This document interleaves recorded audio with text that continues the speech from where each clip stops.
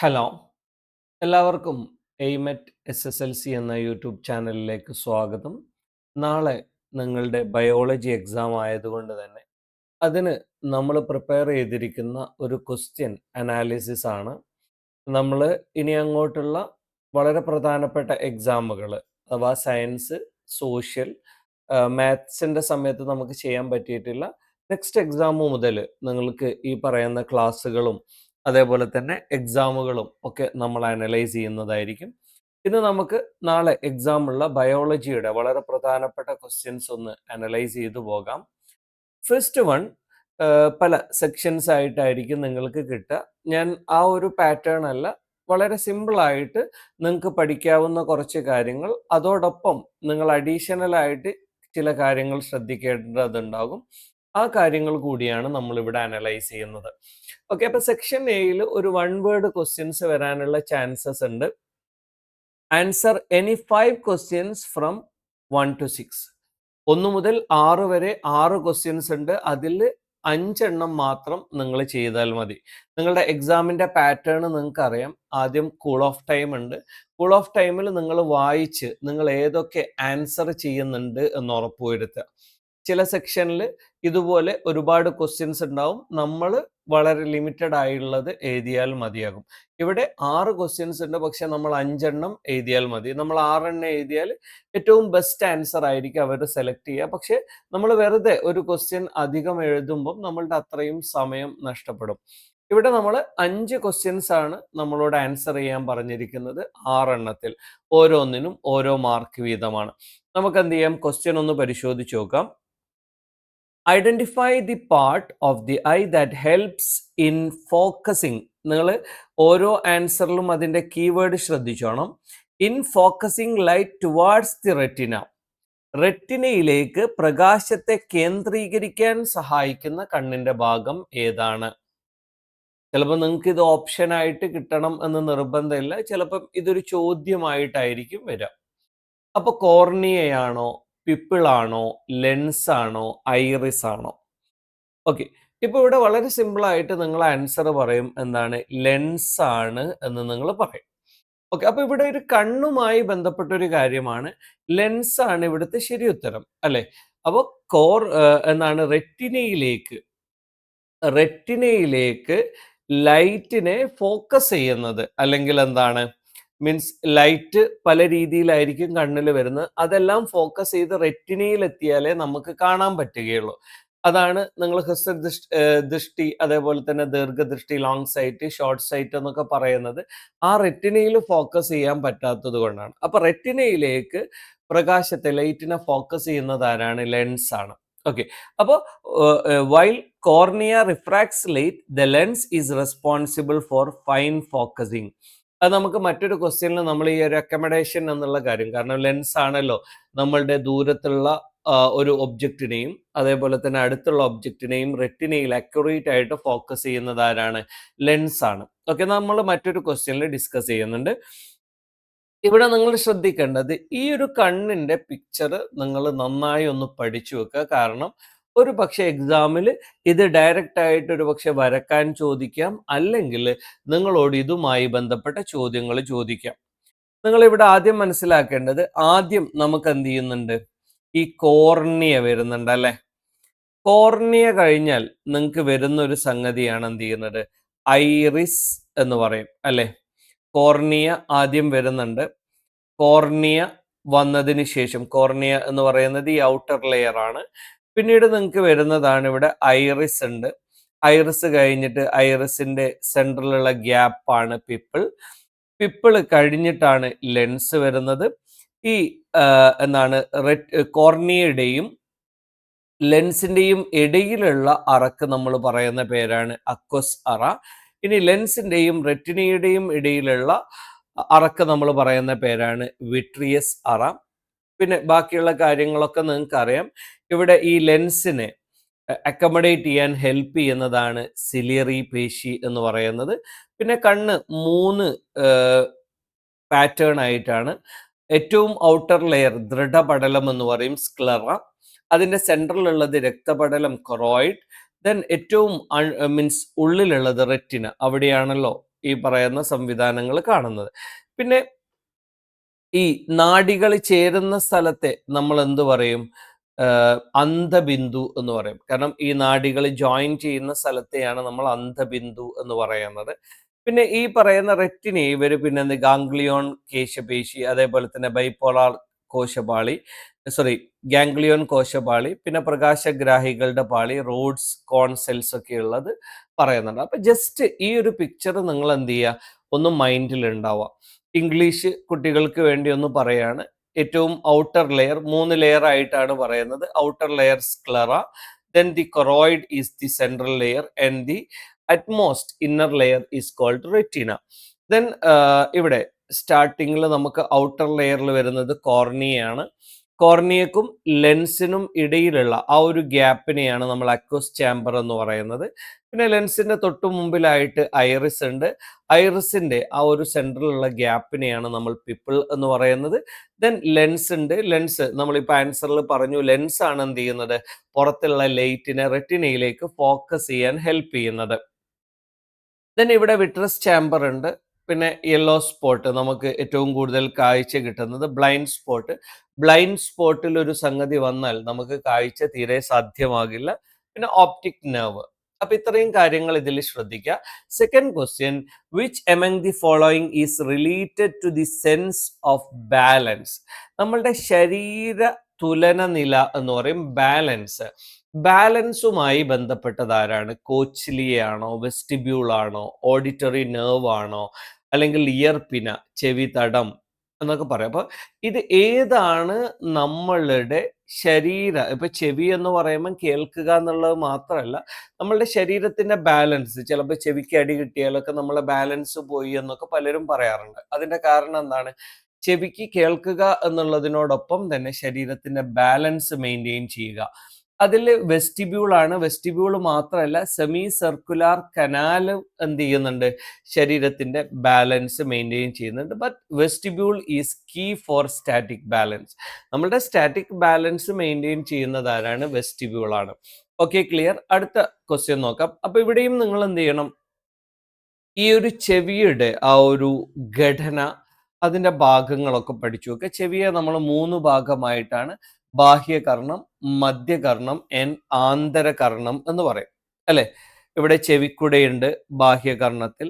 അതേപോലെ തന്നെ എന്താണ്, കർണനാളുണ്ട്, നമ്മളെ ചെവിയിലേക്ക് മീൻസ് ശബ്ദം കയറി പോകുന്ന ആ ഒരു ഭാഗം. മധ്യകർണുണ്ട്, അസ്ഥി ശൃംഖലയുണ്ട്. പിന്നെയുള്ളത് എന്താണ്, കർണപടമുണ്ട്. അതിന് ഡാമേജ് പറ്റുമ്പോഴാണ് പലപ്പോഴും നമുക്ക് എന്ത് ബുദ്ധിമുട്ട് വരുന്നത്, നമ്മളുടെ കേൾവി സാധ്യമാകാതിരിക്കുന്നത്. പിന്നെ അത് കഴിഞ്ഞിട്ട് ഇന്നർ ലെയറിലേക്ക് നമ്മൾ പോകുമ്പം വെസ്റ്റിബ്യൂൾ, സെമി സർക്കുലാർ കനാൽ, നമ്മളിപ്പോൾ പറഞ്ഞ സെമി സർക്കുലാർ കനാലും അതേപോലെ തന്നെ വെസ്റ്റിബ്യൂളും. പിന്നെ ശ്രവണ നാഡിയുണ്ട്, അതാണ് നമ്മളുടെ എന്ത് ചെയ്യുന്നത്, മീൻസ് ബ്രെയിനുമായിട്ട് കണക്ട് ചെയ്തിട്ട്. പിന്നെ കോക്ലിയ ഉണ്ട്, വെസ്റ്റിബുലാർ നാഡിയുണ്ട്. അപ്പൊ ഇതുപോലെയുള്ള കാര്യങ്ങളൊക്കെ ഈ ഒരു പിക്ചർ നിങ്ങൾ എന്ത് ചെയ്യാം, ഒന്ന് കറക്റ്റായിട്ട് പഠിച്ചു വെക്കുക. ഈ ഒരു പിക്ചർ നിങ്ങൾ കറക്റ്റായിട്ട് അനലൈസ് ചെയ്താൽ നിങ്ങൾക്ക് കാര്യങ്ങൾ ഒരുപാട് ആൻസർ ചെയ്യാൻ സാധിക്കും. ഓക്കെ, ഞാൻ സമയം കളയുന്നില്ല, ഞാൻ അടുത്ത ചോദ്യത്തിലേക്ക് പോവാണ്. ഈ പാഠഭാഗങ്ങളൊക്കെ പിന്നീട് നമുക്ക് എന്ത് ചെയ്യുന്നതായിരിക്കും, നിങ്ങൾക്ക് വളരെ കൃത്യമായി നമ്മൾ ഫൈനൽ എക്സാമിന് മുമ്പായിട്ട് ക്ലാസ് തരുന്നതായിരിക്കും. Find out odd one out. Insulin, glucagon, thyroxine, pepsin.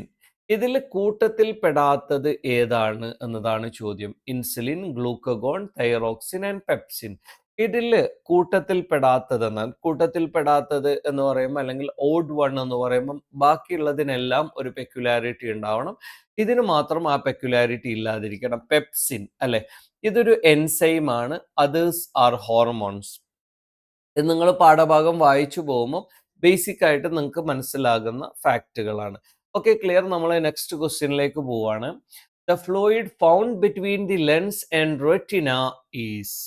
നമ്മളുടെ ലെൻസിനും റെറ്റിനക്കും ഇടയിൽ കാണപ്പെടുന്ന ദ്രവം, അത് അവിടെ എന്താണ്, നമ്മൾ നേരത്തെ ആ ഒരു പിക്ചർ കാണിച്ചപ്പോൾ നമ്മൾ പറഞ്ഞിട്ടുണ്ട്, അത് ഏതാണെന്ന് കൃത്യമായി നിങ്ങൾക്ക് ഐഡന്റിഫൈ ചെയ്താൽ നിങ്ങൾക്ക് എന്ത് ചെയ്യാൻ പറ്റും, അത് മനസ്സിലാക്കാൻ പറ്റും. അപ്പോൾ റെറ്റിനക്കും അതേപോലെ തന്നെ എന്താണ് ലെൻസിനും ഇടയിലുള്ള ആ ഒരു മീൻസ് ചേമ്പർ ഏതാന്ന് നോക്കിയാൽ അതായിരിക്കും നിങ്ങളുടെ അതിലുള്ള ദ്രവം എന്ന് പറയുന്നത്. ഓക്കെ. നമുക്ക് എന്ത് ചെയ്യാം? അതൊന്ന് പരിശോധിച്ചു നോക്കാം. വിട്രസ് ഹ്യൂമർ ആണ്. കാരണം നിങ്ങൾ ആ ഒരു പിക്ചർ നോക്കിയാൽ മതി. ഇവിടെ അക്വസ് ചേമ്പർ ആണ്. കോർണിയക്കും ലെൻസിനും ഇടയിൽ. ഈ ലെൻസിനും റെറ്റിനക്കും ഇടയിലുള്ളത് വിട്രിയസ് ആണ്. അപ്പൊ വിട്രിയസ് ഹ്യൂമർ ആയിരിക്കും.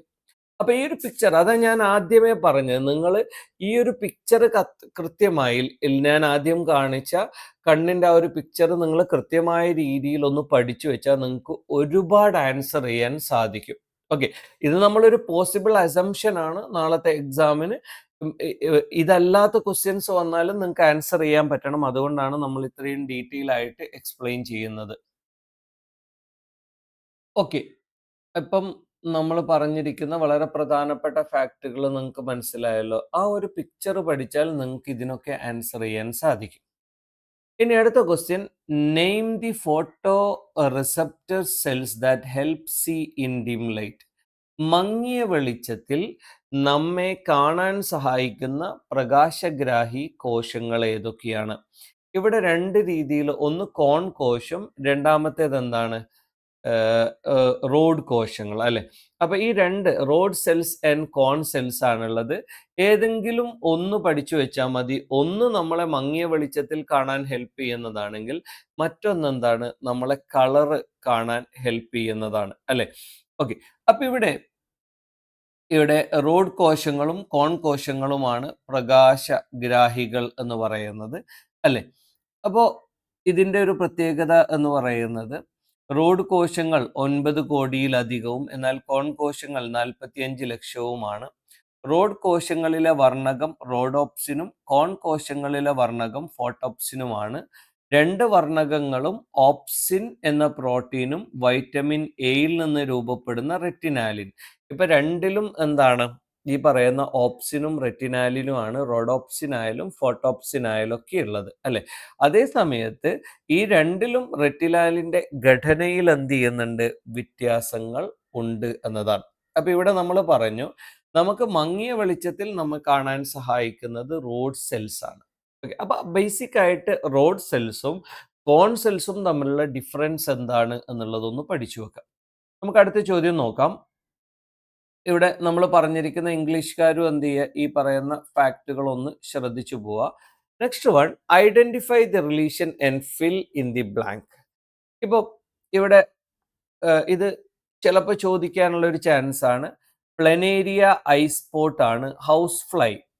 അപ്പോൾ ഓരോന്നും എങ്ങനെയാണ് ഇത് ഐഡന്റിഫൈ ചെയ്യുന്നത് എന്നുള്ളതാണ്. ഒമാറ്റിഡിയ എന്ന് പറയും. ഓക്കെ. അപ്പൊ ഇതുപോലെ ഓരോന്നും തമ്മിലുള്ള റിലേഷൻ എന്ത് ചെയ്യും? ഇപ്പം ഐ എന്തിനുള്ളതാണ്? സി കാണാനുള്ളതാണ്. അപ്പം ഇയർ എന്തിനുള്ളതാണ്? ഹിയർ കേൾക്കാനുള്ളതാണ് അല്ലെ. അപ്പൊ ഇതേപോലെ ആ ഒരു റിലേഷൻ എന്ത് ചെയ്യുക? ഒന്ന് പഠിച്ചു വെക്കുക. അപ്പൊ സെക്ഷൻ എ കഴിഞ്ഞു. 6 ക്വസ്റ്റ്യൻസ് ആണ്. അതിൽ 5 എണ്ണം എഴുതിയാൽ മതി. അടുത്തതും ചോദ്യം അങ്ങനെ തന്നെയാണ്. 6 ക്വസ്റ്റ്യൻസ് ഫ്രം 7 to 13. അപ്പൊ 7 to 13 എന്ന് പറയുമ്പോൾ അവിടെ എത്ര ക്വസ്റ്റ്യൻസ് ഉണ്ടായാലും ശരി, നിങ്ങൾ 6 എണ്ണത്തിന് ആൻസർ ചെയ്താൽ മതി. കാരണം 7 എണ്ണത്തിന് ആൻസർ ചെയ്തിട്ട് കാര്യമില്ല. നിങ്ങൾ ടൈം മാനേജ്മെന്റ് എന്ന് പറയുന്ന ഒരു കാര്യം വളരെ പ്രധാനപ്പെട്ടതാണ്. എത്ര സമയത്തിനുള്ളിൽ നിങ്ങൾക്ക് എഴുതി തീർക്കാൻ സാധിക്കുന്നു എന്നുള്ളത് വളരെ പ്രധാനപ്പെട്ട ഒരു ഫാക്റ്റാണ്. Answer any 6 questions. അപ്പൊ 7 to 13 എന്ന് പറയുമ്പോൾ 7ഓളം ക്വസ്റ്റ്യൻസ് ഉണ്ടാവും. അതിൽ നിങ്ങൾ എഴുതേണ്ടത് 6 എണ്ണമാണ്. ഓക്കെ. 6 എണ്ണത്തിന് ഈ 2 മാർക്ക് വീതം നിങ്ങൾക്ക് 12 മാർക്ക് കിട്ടും.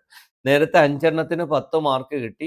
ഈ പറഞ്ഞിരിക്കുന്ന 6 ക്വസ്റ്റ്യൻസിന് 5 എണ്ണത്തിന് 5 മാർക്ക് കിട്ടി. ഇവിടെ നിങ്ങൾക്ക് 6 ക്വസ്റ്റ്യൻസിന് കിട്ടുന്നത് 12 മാർക്ക് വീതമാണ്.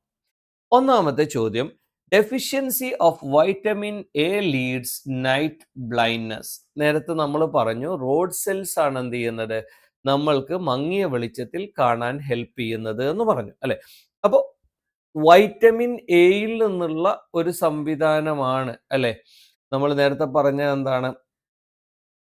റെറ്റിനാൽ. നേരത്തെ ആൻസറിൽ നമ്മൾ വളരെ കൃത്യമായ രീതിയിൽ ഒരു കാര്യം പറഞ്ഞിട്ടുണ്ടല്ലോ. ഈ ഒരു ഓപ്സിൻ ആൻഡ് റെറ്റിനാൽ, വൈറ്റമിൻ എയിൽ നിന്ന് രൂപപ്പെടുന്ന റെറ്റിനാൽ അല്ലെ.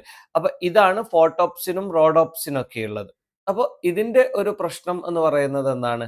വൈറ്റമിൻ എയുടെ ഡെഫിഷ്യൻസി വരുമ്പം നൈറ്റ് ബ്ലൈൻഡ്നെസ് വരാനുള്ള കാരണം നിശാന്തത എന്ന് പറയും. അതിന് കാരണം എന്താണ് എന്ന് നമ്മൾ സമർത്ഥിക്കണം. ഇവിടെ ഒരു സ്റ്റേറ്റ്മെന്റ് തന്നതാണ്. ആ സ്റ്റേറ്റ്മെന്റ് നമ്മൾ സമർത്ഥിക്കണം. അപ്പോൾ vitamin A is essential for the production of rhodopsin, അല്ലെ? റോഡ് സെൽസിലുള്ള പിഗ്മെന്റ് ആയ റൊഡോപ്സിന് വൈറ്റമിൻ എ വേണം. കാരണം വൈറ്റമിൻ എയിൽ നിന്നാണ് എന്ത് ചെയ്യുന്നത്? ഈ പറയുന്ന റെറ്റിനാൽ ക്രിയേറ്റ് ചെയ്യുന്നത്. അപ്പോൾ വൈറ്റമിൻ എ ഉണ്ടെങ്കിൽ മാത്രമേ റൊഡോപ്സിൻ നമുക്ക് പ്രൊഡ്യൂസ് ചെയ്യാൻ പറ്റുള്ളൂ. ആ റൊഡോപ്സിൻ ആണ് എന്ത് ചെയ്യുന്നത്? റോഡ് സെല്ലിലുള്ള പിഗ്മെന്റ്. അപ്പൊ ഇങ്ങനെ വരുമ്പം ഈ റൊഡോപ്സിന്റെ റീസിന്തസിസ് അല്ലെങ്കിൽ പുനരുൽപാദനം എന്ത് ചെയ്യുന്നു? തടയപ്പെടുന്നു. അതുകൊണ്ട് തന്നെ ഡിം ലൈറ്റിൽ അവ മീൻസ് ലൈറ്റ് രാത്രി എന്ന് പറയുമ്പം ലൈറ്റ് ഡിം ആവുമല്ലോ. ആ ലൈറ്റിൽ നമുക്ക് എന്ത് ചെയ്യും? കാഴ്ച കുറയും. അപ്പൊ നമ്മൾ നേരത്തെ പറഞ്ഞ ആ ചോദ്യവുമായിട്ട് നമുക്ക് കണക്ട് ചെയ്യാം. നമ്മളുടെ നിശാന്തതക്ക് കാരണം വൈറ്റമിൻ എയുടെ ഡെഫിഷ്യൻസിയാണ് എന്ന് നമുക്ക് മനസ്സിലായി. വൈറ്റമിൻ എയുടെ ഡെഫിഷ്യൻസി വരുമ്പോൾ റൊഡോപ്സിന്റെ ഉൽപാദനം കുറയും.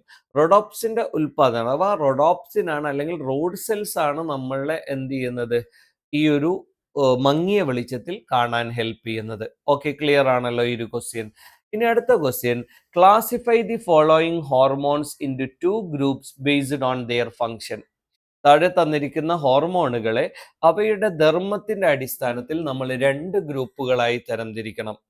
കാൽസിറ്റോണിൻ, അതേപോലെ തന്നെ എന്താണ്? പാരാതോർമോൺ, അതേപോലെ തന്നെ ഇൻസുലിൻ, ഗ്ലൂക്കോഗോൺ. ഇതിനെ നമ്മൾ 2ആയിട്ട് കാറ്റഗറൈസ് ചെയ്യണം. ഇതിന് ആൻസർ ഞാൻ വളരെ ഡീറ്റെയിൽ ആയിട്ട് കൊടുത്തിട്ടുണ്ട്. ഗ്രൂപ്പ് 1 എന്ന് പറയുന്നത് കാൽസ്യം റെഗുലേഷൻ. നമ്മളെ ബോഡിയിൽ അല്ലെങ്കിൽ നമ്മളെ ബ്ലഡിലൊക്കെ കാൽസ്യം റെഗുലേറ്റ് ചെയ്യാൻ വേണ്ടിയിട്ടാണ് കാൽസിറ്റോണിനും പാരാതോർമോണും എന്ത് ചെയ്യുന്നത്? പ്രവർത്തിക്കുന്നത്. രണ്ടാമത്തേത് ഗ്ലൂക്കോസ് റെഗുലേഷന് വേണ്ടിയിട്ടാണ് ഇൻസുലിനും ഗ്ലൂക്കഗോണും പ്രവർത്തിക്കുന്നത്. അപ്പൊ ഇത് രണ്ടും ഞാൻ സെപ്പറേറ്റ് ആയിട്ട് ഇവിടെ കൊടുത്തിട്ടുണ്ട്. എങ്ങനെയാണ് നമ്മളുടെ ബോഡിയിൽ കാൽസ്യത്തിന്റെ അളവ് നിയന്ത്രിക്കുന്നത്? 2 ഓപ്ഷൻ ആണുള്ളത്. ഈ ഒരു രക്തത്തിൽ കാൽസ്യത്തിന്റെ അളവ് കൂടുന്ന ഒരു സാഹചര്യത്തിൽ തൈറോയിഡ് ഗ്രന്ഥി എന്ത് ചെയ്യും? കാൽസിറ്റോണിൻ ഉൽപ്പാദിപ്പിക്കും. അപ്പൊ നമ്മളുടെ ബോഡിയിൽ കാൽസ്യത്തിന്റെ അളവ് കൂടുമ്പം കാൽസിറ്റോണിൻ ഉൽപ്പാദിപ്പിക്കും. കാൽസിറ്റോണിന്റെ ഡ്യൂട്ടി എന്താണ്? ഒന്ന്, ഓൾറെഡി ബോഡിയിൽ എന്താണ്? കാൽസ്യത്തിന്റെ അളവ് കൂടുതലാണ്. അപ്പൊ ഈ കിഡ്നിയിൽ നിന്ന് അല്ലെങ്കിൽ വൃക്കയിൽ നിന്ന് കാൽസ്യവും ഫോസ്ഫേറ്റ് ഒക്കെ രക്തത്തിലേക്ക് പുനരാകിരണം ചെയ്യപ്പെടുന്നത് തടസ്സപ്പെടും. കാരണം ഓൾറെഡി ബ്ലഡിൽ ആവശ്യത്തിൽ കൂടുതൽ കാൽസ്യം ഉള്ളത് കൊണ്ട് തന്നെ കാൽസ്യം ഫോസ്ഫേറ്റ് പോലെയുള്ള കാര്യങ്ങൾ കിഡ്നിയിൽ നിന്ന് നമ്മളെ ബ്ലഡിലേക്ക് വരുന്നത് തടസ്സപ്പെടും. അപ്പൊ എന്ത് ചെയ്തു? ബ്ലഡിലുള്ള മാക്സിമം കാൽസ്യത്തിന്റെ അളവ് ആ ഒരു ലെവലിൽ നമുക്ക് മെയിൻറ്റെയിൻ ചെയ്യാം. അടുത്തൊരു കാര്യം, നമ്മളുടെ ഈ പറയുന്ന കുടലിൽ നിന്ന് രക്തത്തിലേക്കുള്ള കാൽസ്യത്തിന്റെ ആഗിരണം കുറക്കുന്നു. ഓൾറെഡി നമ്മളുടെ ബ്ലഡിൽ എന്താണ്? ആവശ്യത്തിൽ കൂടുതൽ കാൽസ്യം ഉള്ളത് കൊണ്ട് തന്നെ അതിന്റെ ആഗിരണം അബ്സോർപ്ഷൻ കുറക്കുന്നു. അപ്പൊ കുടലിലൊന്നും വരുന്നില്ല. പിന്നെയുള്ള കാര്യം എന്താണ്? അസ്ഥിയിൽ നിന്ന് കാൽസ്യം ഫോസ്ഫേറ്റ് ഇത് രക്തത്തിലേക്ക് കലരുന്നതും തടയണം. അപ്പൊ ഇത് നിങ്ങൾക്ക് ഓപ്പോസിറ്റ് പറയുമ്പോൾ നിങ്ങൾക്ക് ഇതിന്റെ പ്രാധാന്യം മനസ്സിലാവും. അപ്പൊ ഇവിടെയുള്ള കാര്യം, നമ്മളുടെ ബോഡിയിൽ രക്തത്തിൽ ആവശ്യത്തിൽ കൂടുതൽ കാൽസ്യം ഉള്ളത് കൊണ്ട് തന്നെ കാൽസിറ്റോസിൻ വന്ന് വൃക്കയിൽ നിന്ന് കാൽസ്യവും ഫോസ്ഫേറ്റും ബ്ലഡിലേക്ക് പുനരാകിരണം ചെയ്യപ്പെടുന്നത് ഒഴിവാക്കുന്നു വൃക്കയിൽ നിന്ന്. അടുത്തത് നമ്മളുടെ കുടലിൽ നിന്ന്, വൻകുടലിൽ നിന്നൊക്കെ കുടലുകളിൽ നിന്ന് നമ്മളുടെ ബോഡിയിലേക്ക് ആഗിരണം ചെയ്യുന്നത് കുറക്കുന്നു അല്ലെങ്കിൽ തടസ്സപ്പെടുത്തുന്നു. അല്ലെങ്കിൽ അസ്ഥിയിൽ നിന്ന് നമ്മളുടെ ബ്ലഡിലേക്ക് കാൽസ്യം ആഗിരണം ചെയ്യപ്പെടുന്നത് തടയും. ഇനി ഇതിന്റെ ഓപ്പോസിറ്റ് എന്ന് പറയുമ്പം രക്തത്തിൽ കാൽസ്യത്തിന്റെ അളവ് കുറയുമ്പം തൈറോയിഡ് ഗ്രന്ഥിയുടെ ഓപ്പോസിറ്റ് കാര്യം പാരാതൈറോയിഡ് ഗ്രന്ഥി, അവര് പാരാതോർമോൺ. അപ്പൊ നേരത്തെ തൈറോയിഡ് ഗ്രന്ഥി എന്താണ്? കാൽസിറ്റോണിൻ ആണ്. ഇവിടെ എന്താണ്? പാരാതൈറോയിഡ് ഗ്രന്ഥി പാരാതോർമോൺ ആണ്. അപ്പൊ പാരാതോർമോൺ നേരത്തെ പഠിച്ചതിന്റെ ഓപ്പോസിറ്റ് ആണ്. കാൽസ്യം ഫോസ്ഫേറ്റ് എന്നിവയുടെ രക്തത്തിലേക്കുള്ള ഓൾറെഡി ബ്ലഡിൽ എന്താണ്? കാൽസ്യം കുറവാണ്. അപ്പൊ കിഡ്നിയിൽ നിന്ന് എന്ത് ചെയ്യും? ബ്ലഡിലേക്കുള്ള കാൽസ്യം ഫോസ്ഫേറ്റിന്റെ പുനരാകിരണം ത്വരിതപ്പെടുത്തുന്നു, സ്പീഡ് കൂട്ടുന്നു. അതേപോലെ തന്നെ രക്തത്തിലേക്കുള്ള കാൽസ്യത്തിന്റെ ആഗിരണം അഥവാ ഇനി കുടലിൽ നിന്നും എന്ത് ചെയ്യും, ഈ പറയുന്ന ബ്ലഡിലേക്ക് കാൽസ്യം ആഗിരണം ചെയ്യും. ഇനി അസ്ഥി, അതിൽ നിന്ന് കാൽസ്യം ഫോസ്ഫേറ്റ് അത് രക്തത്തിലേക്ക് കലരുന്ന ആ പ്രവർത്തനവും സ്പീഡാക്കുന്നു. അപ്പൊ ഇവിടെ കാൽസ്യത്തിന്റെ അളവ് കുറയുമ്പം ബ്ലഡിലേക്ക് എവിടുന്നൊക്കെ കാൽസ്യം വരാൻ ചാൻസ് ഉണ്ട്? വൃക്ക, അതേപോലെ തന്നെ കുടല്, അസ്ഥി, ഇതിൽ നിന്നുള്ള എല്ലാത്തിൻ്റെയും എന്താണ് കാൽസ്യത്തിന്റെ ആഗിരണം തടസ്സപ്പെടുത്തുന്നു. ഇനി കാൽസ്യത്തിന്റെ അളവ് കുറയുമ്പോഴോ ബ്ലഡിൽ ഇതെല്ലാം എന്ത് ചെയ്യുന്നു? സ്പീഡാക്കുന്നു. വ്യത്യാസം അത്രയേ ഉള്ളൂ, വളരെ സിമ്പിളാണ്. ഇനി ഇംഗ്ലീഷുകാർക്ക് വേണ്ടിയിട്ട് ഞാനൊന്ന് പറയാം. Means it is the duty of thyroid gland when the level of calcium in blood increases, the thyroid gland means secretes calcitonin. It is duty to obstruct or means inhibits the reabsorption of calcium and phosphate from blood. Inhibit അല്ലെങ്കിൽ എന്താണ് means restrict അല്ലെങ്കിൽ എന്താണ് means തടയുന്നു എന്നുള്ള രീതിയിൽ നിങ്ങൾക്ക് എന്തും എഴുതാം, നിങ്ങളുടെ രീതിയിൽ എഴുതാം. Then decreases the absorption of calcium to blood. അപ്പൊ നമ്മളുടെ ഈ പറയുന്ന കുടലിൽ നിന്നും നമ്മളെ കാൽസ്യത്തിന് അല്ലെങ്കിൽ എന്താണ് ബ്ലഡിലേക്കുള്ള കാൽസ്യത്തിന് അബ്സോർപ്ഷൻ ഡിക്രീസ് ചെയ്യുന്നു. ഇൻഹിബിറ്റ്സ് എന്ന് പറയുന്നതാണ് യഥാർത്ഥത്തിലുള്ള കറക്റ്റ് വേർഡ് എന്ന് പറയുന്നത്. തടയുക എന്ന് പറയുന്നതിന്റെ കറക്റ്റ് ഇൻഹിബിറ്റ്. അപ്പൊ എന്താണ് മീൻസ് കിഡ്നിയിൽ നിന്ന് ബ്ലഡിലേക്ക് അവ inhibits the reabsorption of calcium and phosphate from blood. നിങ്ങൾക്ക് പറഞ്ഞ കാര്യം മനസ്സിലായിട്ടുണ്ടാവുമല്ലോ. അപ്പൊ നിങ്ങൾ എന്ത് ചെയ്യുക, ജസ്റ്റ് ഇതൊന്ന് വായിച്ചു നോക്കുക. Okay, good.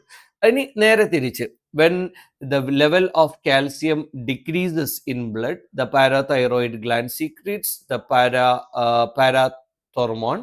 Then it accelerates the reabsorption of calcium to blood. Then they accelerate the absorption of calcium to blood. Then stimulates, inhibits എന്ന് പറയുന്നത് സ്റ്റിമുലേറ്റ്സ്, ഇത് വർദ്ധിപ്പിക്കുന്നു. ഇനി നമ്മളിപ്പോൾ പറഞ്ഞിരിക്കുന്ന മറ്റൊരു കാര്യം, രണ്ടാമത്തെ കാര്യം എന്ന് പറയുന്നത് ഗ്ലൂക്കോസിന്റെ അളവ്.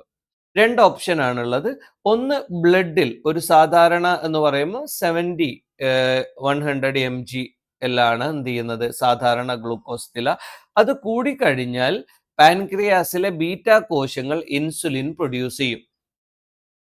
ഓക്കെ, അപ്പൊ ഇൻസുലിൻ പ്രൊഡ്യൂസ് ചെയ്താൽ അതിന്റെ കാര്യം എന്താണ്? നമ്മളുടെ ബ്ലഡിൽ നിന്ന് കോശത്തിലേക്കുള്ള ഗ്ലൂക്കോസ് അതായത് നമ്മളുടെ ബ്ലഡിലുള്ള ഗ്ലൂക്കോസ് കോശത്തിലേക്ക് കയറും. അതേപോലെ തന്നെ എന്ത് ചെയ്യും, നമ്മളുടെ കരൾ എന്ത് ചെയ്യും, കരളിൽ ഗ്ലൂക്കോസ് ഗ്ലൈക്കോജനായിട്ട് മാറ്റും. അപ്പൊ ഇവിടെ ബ്ലഡിലുള്ള ഗ്ലൂക്കോസിന് എന്ത് ചെയ്യുന്നു, ഒന്ന് കോശത്തിലേക്ക് പോകുന്നു, ഗ്ലൂക്കോസ് ഗ്ലൈക്കോജനായിട്ട് മാറുന്നു, രക്തത്തിലുള്ള ഗ്ലൂക്കോസിന്റെ അളവ് കുറയുന്നു. ഇനി നേരെ ഗ്ലൂക്കോസിന്റെ അളവ് രക്തത്തിൽ കുറഞ്ഞാൽ പാൻക്രിയാസിലെ ആൽഫ കോശങ്ങൾ, നേരത്തെ ബീറ്റ ആയിരുന്നു, ബീറ്റ് നമ്മൾ തോൽപ്പിക്കുക എന്നല്ല പറയാം.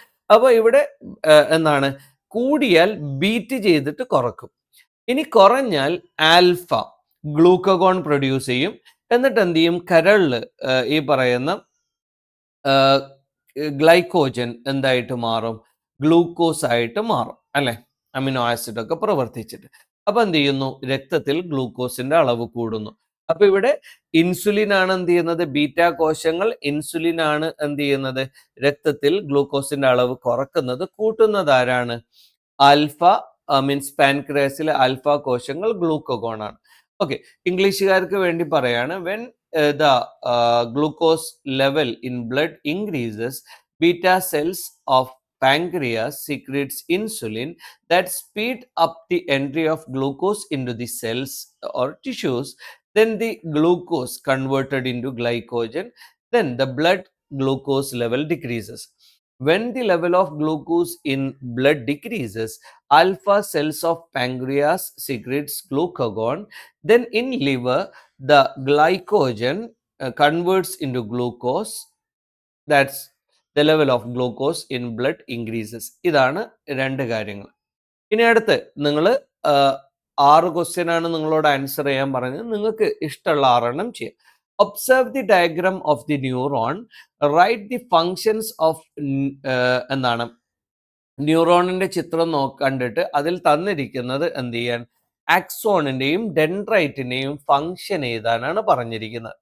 ഓക്കെ. അപ്പൊ ഇവിടെ നിങ്ങൾ ശ്രദ്ധിക്കേണ്ടത് ഈ ന്യൂറോൺ വളരെ കൃത്യമായിട്ട് എന്ത് ചെയ്യണം, ന്യൂറോൺ നിങ്ങളൊന്ന് അനലൈസ് ചെയ്യണം. ഞാനത് പറയാം. അതിനു മുമ്പ് ആക്സോൺ എന്ന് പറഞ്ഞാൽ എന്താണ്? ആവേഗങ്ങളെ കോശ ശരീരത്തിൽ നിന്ന് പുറത്തേക്ക് സംവഹിക്കുന്നു. ഇപ്പൊ കോശം ഉണ്ട്, ഇത് നിങ്ങൾ ശ്രദ്ധിച്ചാൽ മതി. വളരെ സിമ്പിൾ ആയിട്ട് ഞാൻ പറയാം. ഇതാണ് ഡെൻഡ്രൈറ്റ് അല്ലെ. ഈ ഡെൻഡ്രൈറ്റ് ആണ് എന്ത് ചെയ്യുന്നത്, അടുത്ത കോശത്തിൽ നിന്ന് മെസ്സേജ് റിസീവ് ചെയ്യുന്നത്. അത് ഡെൻഡ്രോൺ വഴി എന്ത് ചെയ്യുന്നു, കോശ ശരീരത്തിൽ എത്തുന്നു. ആ കോശ ശരീരത്തിലുള്ള മെസ്സേജ് അടുത്ത കോശത്തിലേക്ക് പോകുന്നത് ഈ ആക്സോൺ വഴി ആക്സോണൈറ്റിൽ എത്തുന്നു. ആക്സോണൈറ്റിന്റെ എൻഡാണ് സിനാപ്റ്റിക് നോബ്. ആ സിനാപ്റ്റിക് നോബ് എന്ത് ചെയ്യും, ഒരു ന്യൂറോ ട്രാൻസ്മിറ്റർ പ്രൊഡ്യൂസ് ചെയ്യും. അതാണ് എന്ത് ചെയ്യുന്നത്, അടുത്ത ഡെൻഡ്രൈറ്റിന് എന്ത് ചെയ്യുന്നത്, ഉത്തേജിപ്പിക്കുന്നത്. ഓക്കെ. അപ്പൊ ഇവിടെ ഈ ആക്സോൺ ഡ്യൂട്ടി എന്താണ്, carries impulses away from the cell body. Cell ബോഡിയിൽ നിന്ന് പുറത്തേക്കുള്ള ഇമ്പൾസസ് ക്യാരി ചെയ്യുന്ന ആളാണ് ആര്, അല്ലെങ്കിൽ എന്താണ്, കോശത്തിൽ നിന്ന് ആവേഗങ്ങളെ പുറത്തേക്ക് സംവഹിക്കുന്ന ആളാണ് axon. Then the dendrite, what is the duty of dendrite? Receives impulses from adjacent neuron. അല്ലെ, അടുത്ത ന്യൂറോണിൽ നിന്ന് ഇമ്പൾസസ് റിസീവ് ചെയ്യുന്ന ആളാണ്, സമീപത്തുള്ള ന്യൂറോണിൽ നിന്ന് സന്ദേശങ്ങൾ സ്വീകരിക്കുന്ന ആളാണ് ആര്, ഡെൻഡ്രൈറ്റ് എന്ന് പറയുന്നത്. ഓക്കെ. അപ്പൊ നിങ്ങൾ ഈ ഒരു പിക്ചർ പഠിക്കുക. അതോടൊപ്പം തന്നെ ഈ കാര്യങ്ങളൊന്നും നിങ്ങൾ പഠിച്ചു വെച്ചാൽ ഇതുമായി ബന്ധപ്പെട്ട ആൻസേഴ്സ് നിങ്ങൾക്ക് മനസ്സിലാവും അല്ലെ. കോശ ശരീരം, നാഡീകോശത്തിന്റെ കേന്ദ്രമാണ് കോശ ശരീരം. ഇവിടെ കോശസ്തരവും കോശദ്രവ്യവും ന്യൂക്ലിയസും കോശാംശങ്ങളൊക്കെ ഉണ്ട്. അപ്പോൾ കോശ ശരീരത്തിൽ കോശ സ്ഥലമുണ്ടാവും, അതിനൊരു ഔട്ടർ കവർ ഉണ്ടാവും, കോശദ്രവ്യം ഉണ്ടാവും, ന്യൂക്ലിയസ് ഉണ്ടാവും അല്ലെ. ഓക്കെ. ഈ കോശത്തിൽ നിന്ന് പുറത്തേക്കുള്ള നേർത്ത തന്തുക്കളാണ് ഡെൻഡ്രോണുകൾ അല്ലെ. നിങ്ങൾ ആ പിക്ചറിൽ കണ്ടു, കോശത്തിൽ നിന്ന് അല്ലെങ്കിൽ കോശ ശരീരത്തിൽ നിന്ന് പുറത്തേക്കുള്ള നേർത്ത ആ ഒരു തന്തുക്കളെയാണ് നമ്മൾ ഡെൻഡ്രോൺ എന്ന് പറയുന്നത്. പിന്നെ ഇതിന്റെ ശാഖകളെയാണ് നമ്മൾ ഡെൻഡ്രൈറ്റുകൾ എന്ന് പറയുന്നത്. അപ്പൊ ഈ തൊട്ടടുത്ത മറ്റു നാഡീകോശങ്ങളിൽ നിന്നും ഡെൻഡ്രൈറ്റുകൾ സ്വീകരിക്കുന്ന സന്ദേശങ്ങൾ കോശ ശരീരത്തിലേക്ക് കൈമാറുന്നത് ഡെൻഡ്രോണുകളാണ്. അപ്പൊ ഇവിടെ 3 ഫാക്ട് പറഞ്ഞു. എന്താണ്, ഡെൻഡ്രൈറ്റുകളാണ് തൊട്ടടുത്തുള്ള കോശ ശരീരത്തിൽ നിന്ന് അല്ലെങ്കിൽ നാഡീകോശത്തിൽ നിന്ന് മെസ്സേജ് സ്വീകരിക്കുന്നത്. ആ ഡെൻഡ്രൈറ്റ് സ്വീകരിച്ച മെസ്സേജ് നേരെ കോശ ശരീരത്തിലേക്ക് എത്തിക്കുന്നത് ആരാണ്, ഡെൻഡ്രോണുകളാണ്. അപ്പൊ അടുത്ത ശരീരത്തിൽ നിന്ന് മെസ്സേജ് ഡെൻഡ്രൈറ്റ് റിസീവ് ചെയ്തു, ഡെൻഡ്രോണുകൾ വഴി കോശ ശരീരത്തിലെത്തി. ഇനി കോശ ശരീരത്തിൽ നിന്നുള്ള നീളം കൂടിയ തന്തുവാണ് ആക്സോൺ. ഈ പിക്ചറിൽ വളരെ കൃത്യമായി നിങ്ങൾക്ക് മനസ്സിലാവും. ഏറ്റവും വലിയ ഇതാണ് എന്ത് ചെയ്യുന്നത്, ആക്സോൺ എന്ന് പറയുന്നത്. ഓക്കെ. അപ്പൊ അതിന്റെ ശാഖകളാണ് ആക്സോണൈറ്റുകൾ. അപ്പൊ കോശ ശരീരത്തിൽ നിന്നുള്ള സന്ദേശങ്ങൾ ആക്സോണുകളിലൂടെ ആക്സോണൈറ്റുകളിൽ എത്തുന്നു. ആക്സോണൈറ്റുകളുടെ അഗ്രഭാഗത്തുള്ള ഒരു മുഴകൾ പോലെ കാണപ്പെടുന്ന ഭാഗമാണ് സിനാപ്റ്റിക് നോബ്. ഇത് തൊട്ടടുത്തുള്ള നാഡീകോശത്തിലേക്ക് രാസ സന്ദേശങ്ങൾ കൈമാറുന്നതിനുള്ള ന്യൂറോ ട്രാൻസ്മിറ്റർ അല്ലെ, അസറ്റൈൽ കൊളീൻ എന്ന് പറയും, അത് അടങ്ങിയിരിക്കുന്നു. ഓക്കെ, ക്ലിയർ ആണല്ലോ. അപ്പൊ ഇവിടെ ഡെൻഡ്രൈറ്റിൽ നിന്ന് തുടങ്ങി ഡെൻഡ്രോൺ വഴി കോശ ശരീരത്തിലെത്തുന്നു. കോശ ശരീരത്തിൽ നിന്ന് ആക്സോൺ വഴി ആക്സോണൈറ്റ്, ആക്സോണൈറ്റിന്റെ എൻഡാണ് സിനാപ്റ്റിക് നോബ്. അവരെന്ത് ചെയ്യുന്നു, ന്യൂറോ ട്രാൻസ്മിറ്റർ എന്ന് പറയുന്ന ഒരു അസറ്റൈൽ കൊളീൻ എന്ത് ചെയ്യുന്നു, അത് പ്രൊഡ്യൂസ് ചെയ്യുന്നു. അത് അടുത്ത നാഡീകോശത്തെ ഉത്തേജിപ്പിക്കുന്നു. Cell body or cytone is the center of neuron, cell membrane, cytoplasm, nucleus and the cell organelles are seen here. The fine fibers arising from the cell body, എന്താണ്, fine fibres arising from the cell body are called dendron. അപ്പൊ cell ബോഡിയിൽ നിന്നുള്ള fine fibres ആണ്, their branches are called dendrites. Then these dendrites messages received from the by the dendrites from the other adjacent neurons അല്ലെ. അപ്പൊ adjacent neurons എന്ന് message received by the dendrites are transmitted to cyton through dendron. അപ്പോൾ means from the adjacent neurons the dendrite receives the message and it transmits to cell body or cytone through the dendrons. And the longest fiber from the cell body, നേരത്തെ പറഞ്ഞത് എന്താണ്, fine fibres ആയിരുന്നു dendron. ഇനി വലിയ ഒരു longest fibre of the cell body is called axon. ഇതിന്റെ ബ്രാഞ്ചുകൾ axonite എന്നറിയപ്പെടും. Impulses from the cell body reaches axonite through axon. Through these axons, the messages from the cell body reaches the axonite, and the knob-like structure seen at the tip of axonite is called synaptic knob. It contains neurotransmitter. Then this transfer chemical messages to its adjacent neuron. അപ്പോൾ adjacent ന്യൂറോണിൽ നിന്ന് dendrite receive ചെയ്യുന്നത് means from the adjacent neuron the dendrites receives the message and it transmit to the cyton or cell body through the dendrons. From the cell body through the axon, the message means reaches the axonite, and the synaptic knob uses it as neurotransmitter to transfer this message to the adjacent cells. Okay, clear? അടുത്തത് 10ാമത്തെ ചോദ്യം, what is the role of Eustachian tube? അല്ലെ, Eustachian ട്യൂബിന്റെ ധർമ്മം എന്താണ് എന്നതാണ് ചോദ്യം, 10ാമത്തെ ചോദ്യം. അപ്പൊ യൂസ്റ്റേഷ്യൻ ട്യൂബിന്റെ മീൻസ് ധർമ്മം എന്താന്ന് ചോദിച്ചാൽ എയ്തർ സൈഡ് ഓഫ് ടിമ്പണം, അല്ലെ, ഈ കർണപുടത്തിന്റെ ഇരുവശത്തുമുള്ള മർദ്ദം ക്രമീകരിക്കുക. അപ്പൊ നമ്മളുടെ കർണപുടണ്ട് ടിമ്പണം എന്ന് പറയും. അത് ഞാൻ നേരത്തെ ഇയറിന്റെ പിക്ചർ കാണിച്ചു എന്നാണ് എനിക്ക് തോന്നുന്നത്. അപ്പൊ ആ ഇയറിന്റെ പിക്ചർ വെച്ചിട്ട് നിങ്ങൾ നോക്കുക, ആ ടിമ്പണത്തിന്റെ രണ്ട് സൈഡുമുള്ള പ്രഷർ മെയിൻറ്റെയിൻ ചെയ്യുക എന്നുള്ളതാണ് ആരുടെ ഡ്യൂട്ടി? Eustachian ട്യൂബിന്റെ duty. നിങ്ങളുടെ ബുക്കിൽ കൃത്യമായി പറയുന്നുണ്ട്. എന്താണ് മീൻസ് യൂസ്റ്റേഷ്യൻ കനാലാണ് ഇവിടെ പറഞ്ഞിരിക്കുന്നത്, യൂസ്റ്റേഷ്യൻ ട്യൂബ് ഉണ്ട് അല്ലെ, അതിന്റെ ഡ്യൂട്ടി. യൂസ്റ്റേഷ്യൻ കനാൽ എന്ന് പറയുന്നത് 4 സെന്റിമീറ്റർ നീളമുള്ള കുഴലാണ്. സാധാരണ ഇത് അടഞ്ഞിരിക്കുമെങ്കിലും ചവയ്ക്കുമ്പം അതേപോലെ തന്നെ മൂക്ക് ചുറ്റുമ്പം തുറക്കപ്പെടും. കർണപടത്തിന് ഇരുവശത്തും മധ്യകർണവും ബാഹ്യകർണത്തിന് അന്തരീക്ഷ വായുവും ഉള്ള വായുമർദ്ദം തുല്യമാക്കാൻ ഇത് സഹായിക്കുന്നു. Okay, clear? അതേപോലെ തന്നെ മറ്റൊരു ഡ്യൂട്ടി ഉണ്ട്, മധ്യകർണത്തിൽ നിന്ന് ഗ്രസനിയിലേക്ക് ശ്ലേഷ്മവും ദ്രാവകങ്ങളും ഒഴുകാനും ഇത് സഹായിക്കുന്നുണ്ട്. അപ്പൊ ഇതിന്റെ പ്രധാനപ്പെട്ട ഒരു കാര്യം, it helps to balance the pressure on both sides, middle ear and atmospheric air in the outer ear of the tympanum. അപ്പൊ ടിമ്പണത്തിന്റെ 2 സൈഡ്സിൽ, അപ്പൊ അത് യൂസ്റ്റേഷ്യൻ ട്യൂബ് ആണ് പറഞ്ഞിരിക്കുന്നത്. ഇവിടെ പറഞ്ഞിരിക്കുന്നത് എന്താണ്? യൂസ്റ്റേഷ്യൻ കനാലാണ് അല്ലെ. ഓക്കെ, അപ്പൊ നിങ്ങൾ എന്ത് ചെയ്യുക, ഈ കാര്യം കൂടി ഒന്ന് ശ്രദ്ധിക്കുക, കാരണം നോർമലി ചോദിക്കാൻ ചാൻസ് ഉള്ള ഒരു ക്വസ്റ്റ്യൻ ആണ്. അതേപോലെ തന്നെ ഞാനിവിടെ പിക്ചർ കൊടുത്തിരിക്കുന്നത് നിങ്ങൾക്ക് മനസ്സിലാവും. എന്താണ് ഇവിടെ കർണപടം എന്ന് പറയുന്നത് ഇതാണ് അല്ലെ, നിങ്ങൾക്ക് ടിമ്പണം എന്ന് പറയുമ്പോൾ കൃത്യമായി മനസ്സിലാവും. അപ്പൊ ഇവിടെയും ഈ 2 സൈഡിലും എന്ത് ചെയ്യണം? പ്രഷർ ബാലൻസ് ചെയ്യണം, കാരണം ഇത് അത്രയും ഒരു നേർത്ത സ്ഥലമാണ്. അപ്പൊ പ്രഷർ ബാലൻസ് ചെയ്യുന്നത് ആരാണ്? നമ്മളിപ്പോൾ പറഞ്ഞിരിക്കുന്ന യൂസ്റ്റേഷ്യൻ ട്യൂബാണ് എന്ത് ചെയ്യുന്നത്? ഈ ഒരു പ്രഷർ മെയിൻറ്റെയിൻ ചെയ്യുന്നത്.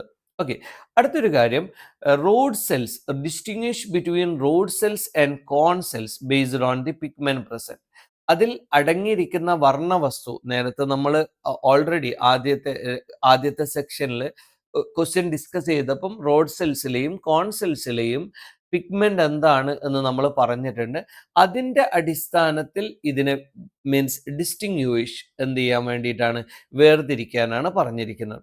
ഓക്കെ, അപ്പൊ റോഡ് സെൽസ് എന്ന് പറയുന്നത് റൊഡോപ്സിൻ കണ്ടെയ്ൻ ചെയ്യുന്നുണ്ട്, ഓപ്സിൻ പ്ലസ് റെറ്റിലാലിനാണ്. റോഡ് കോശങ്ങൾ റൊഡോപ്സിൻ അടങ്ങിയിരിക്കുന്നു. ഓക്കെ, കോൺ സെൽസ് എന്താണ്? കണ്ടെയ്ൻ ഫോട്ടോപ്സിൻ, ഓപ്സിൻ പ്ലസ് റെറ്റിനാലിൻ ആണ് എന്ത് ചെയ്യുന്നത്? ഇവിടെയുള്ളത്. ഓക്കെ, അത് നമ്മൾ നേരത്തെ പറഞ്ഞിട്ടുണ്ട്. റോഡ് സെൽസിൽ റൊഡോപ്സിനും കോൺ സെൽസിൽ ഫോട്ടോപ്സിനുമാണ്. രണ്ടിലും എന്താണ്? Opsin plus റെറ്റിനാലാണ്. റെറ്റിനാൽ എന്ന് പറയുന്നത് വൈറ്റമിൻ എയിൽ നിന്ന് രൂപപ്പെടുന്ന ഒരു മീൻസ് എന്താണ്? ഒരു രൂപപ്പെടുന്ന റെറ്റിനാലാണ്. Okay, clear? അപ്പൊ ഇവിടെ ഈ 2 കാര്യങ്ങൾ ഒന്ന് ശ്രദ്ധിച്ചു വെച്ചാൽ മതി. റൊഡോപ്സിൻ, റോഡ് സെൽസിൽ റൊഡോപ്സിനും ദെൻ എന്താണ്? കോൺ സെൽസിൽ ഫോട്ടോപ്സിനുമാണ്. ഓക്കെ, അപ്പൊ ഈ രണ്ടും എന്താണ്? മീൻസ് ഓപ്സിൻ പ്ലസ് റെറ്റിനാൽ, 2 പ്രോട്ടീനുകളാണ് ഓപ്സിൻ പ്ലസ് റെറ്റിനാൽ. ഈ റെറ്റിനാൽ എന്തെന്നാണ് ഉണ്ടാകുന്നത്? Vitamin A. അപ്പോൾ വൈറ്റമിൻ എയുടെ പ്രൊഡക്ഷൻ കുറയുമ്പോഴാണ് റൊഡോപ്സിന്റെ പ്രൊഡക്ഷൻ കുറയുന്നത്. അതാണ് നൈറ്റ് ബ്ലൈൻഡ്നെസ്, നിശാന്തതക്ക് കാരണമാകുന്നത്. ഇതിൽ 6 ക്വസ്റ്റ്യൻ ആണ് നിങ്ങളോട് ആൻസർ ചെയ്യാൻ പറഞ്ഞിരിക്കുന്നത്. Smell detected when particles enter the nose, write the flow chart of the sense of smell. എങ്ങനെയാണ് നമ്മൾക്ക് ഗന്ധം തിരിച്ചറിയാൻ സാധിക്കുന്നത്? അത് മീൻസ് നിങ്ങൾക്ക് എല്ലാവർക്കും അറിയാം നമ്മളുടെ മൂക്കിൽ ഈ ഗന്ധമുണ്ടാകുന്ന കണികകൾ പ്രവേശിക്കുമെയാണ്. അപ്പൊ അതിന്റെ ആ ഒരു ഫ്ലോ ചാർട്ട് തയ്യാറാക്കാനാണ് പറഞ്ഞത്. അപ്പൊ ഇവിടെ നോസ് ഉണ്ട്. നോസിൽ നിന്ന് എന്ത് ചെയ്യും? മീൻസ് ഇതിൽ ചെറിയൊരു ഭാഗം വിട്ടിട്ടുണ്ട്. മാർക്കിനനുസരിച്ചാണ് നമ്മൾ നോർമലി കൊടുക്കുന്നത്. നോസിൽ നിന്ന് എന്ത് ചെയ്യും? ഈ പറയുന്ന ഗന്ധകണിക നേരെ ശ്ലേഷ്മ സ്തരം അഥവാ മ്യൂക്കസ് മെംബ്രെയിനിലെത്തും, ഓൾഫാക്ടറി മോളിക്യൂൾ. ദെൻ എന്ത് ചെയ്യും? അത് ഗന്ധഗ്രാഹി അഥവാ ഓൾഫാക്ടറി റിസപ്റ്ററിലെത്തും. പിന്നെ എന്താണ്? ഗന്ധ നാഡിയിലെത്തും അഥവാ ഓൾഫാക്ടറി നെർവിലെത്തും. പിന്നെ ബ്രെയിനിലെത്തും. ബ്രെയിനിലെത്തുന്നതോടുകൂടി എന്ത് ചെയ്യുന്നു? നമുക്ക് അതെന്താണ് ആ ഒരു സ്മെല്ല് എന്ന് മനസ്സിലാകുന്നു. അപ്പൊ ഓൾഫാക്ടറി പാർട്ടിക്കിൾസ് എവിടെയാണ് എത്തുന്നത്? നമ്മളുടെ മിക്കസ് മെംബ്രെയിനിൽ എത്തുന്നു, അല്ലെങ്കിൽ എന്താണ് നമ്മളുടെ ശ്ലേഷ്മ സ്തരത്തിൽ എത്തുന്നു. പിന്നെ എന്താണ് നമ്മുടെ ഓൾഫാക്ടറി റിസപ്റ്റേഴ്സ്, ഓൾഫാക്ടറി നെർവ്സ്, മസ്തിഷ്കം. അപ്പൊ ഇതുപോലെ ഓരോന്നും എങ്ങനെയാണ് കാഴ്ച സാധ്യമാകുന്നത്, അതേപോലെ തന്നെ കേൾവി എങ്ങനെയാണ്. ഇവിടെ നമ്മൾ എന്ത് ചെയ്തു? ഗന്ധം പറഞ്ഞു. ഇനി രുചിയുണ്ട്, അതേപോലെ തന്നെ എന്താണ് സ്പർശം. ഇതൊക്കെ എന്ത് ചെയ്യണം? നിങ്ങളൊന്ന് പഠിച്ചു വെക്കണം. കാരണം ഇതൊക്കെയാണ് ചോദിക്കാനുള്ള ചാൻസസ്. അടുത്തത് വാട്ട് ഈസ് എ സിനാപ്സ്. ഈ സെക്ഷനിലെ ഏറ്റവും അവസാനത്തെ ചോദ്യമാണ് what is A synapse. Mention it is 2 types. Synapse എന്നാൽ എന്താണ്? 2 തരം സിനാപ്സുകൾ ഏതാണ് എന്നുള്ളതാണ് ചോദ്യം. ഓക്കെ, അപ്പൊ ഇതിൽ 6 ക്വസ്റ്റ്യൻസ് ആൻസർ ചെയ്താൽ മതിയേ. അപ്പൊ സിനാപ്സ് എന്ന് പറയുന്നത് ജംഗ്ഷൻ ബിറ്റ്വീൻ 2 ന്യൂറോൺസ് അല്ലെ. നേരത്തെ നമ്മൾ ന്യൂറോൺ പറഞ്ഞു അല്ലെ. അപ്പൊ ഈ സിനാപ്റ്റിക് നോബ് വരെ നമ്മൾ പറഞ്ഞു. അപ്പൊ 2 ന്യൂറോൺ തമ്മിലുള്ള ആ ഒരു ജംഗ്ഷനെയാണ് നമ്മൾ സിനാപ്സ് എന്ന് പറയുന്നത് അല്ലെ. അല്ലെങ്കിൽ ഒരു ന്യൂറോണിന്റെയും ഒരു മസിൽ സെല്ലിന്റെയും ഇടയിലുള്ള ആ ഗ്യാപ്പിനെ, അപ്പോൾ 2 ന്യൂറോണുകൾക്കിടയിലോ അല്ലെങ്കിൽ എന്താണ് ഒരു ന്യൂറോണും പേശി കോശവും തമ്മിലോ ചേരുന്ന ഭാഗത്തെയാണ് നമ്മൾ എന്ത് ചെയ്യുന്നത്? സിനാപ്സ് എന്ന് പറയുന്നത്. അപ്പൊ 2 രീതിയിൽ കെമിക്കൽ സിനാപ്സ് ഉണ്ട്, ഇലക്ട്രിക്കൽ സിനാപ്സ്. 2 രീതിയിലാണ് എന്ത് ചെയ്യുന്നത്? സിനാപ്സുകൾ ഉള്ളത്. ഓക്കെ, ഞാൻ ആദ്യമേ പറഞ്ഞു നമ്മളിപ്പോൾ ഇവിടെ ഒരു ക്വസ്റ്റ്യൻ അനലൈസ് ചെയ്യുക, അതിൽ നിന്ന് നിങ്ങൾക്ക് കിട്ടാവുന്ന പരമാവധി ആൻസേഴ്സ് കളക്ട് ചെയ്യുക എന്നുള്ളതാണ്. ഇതൊക്കെ നമ്മൾ ഡീറ്റെയിൽ ആയിട്ട് എന്ത് ചെയ്യാം? നിങ്ങളുടെ എക്സാമിന് മുമ്പായിട്ട് വീഡിയോ ആയിട്ട് പ്രൊവൈഡ് ചെയ്യും.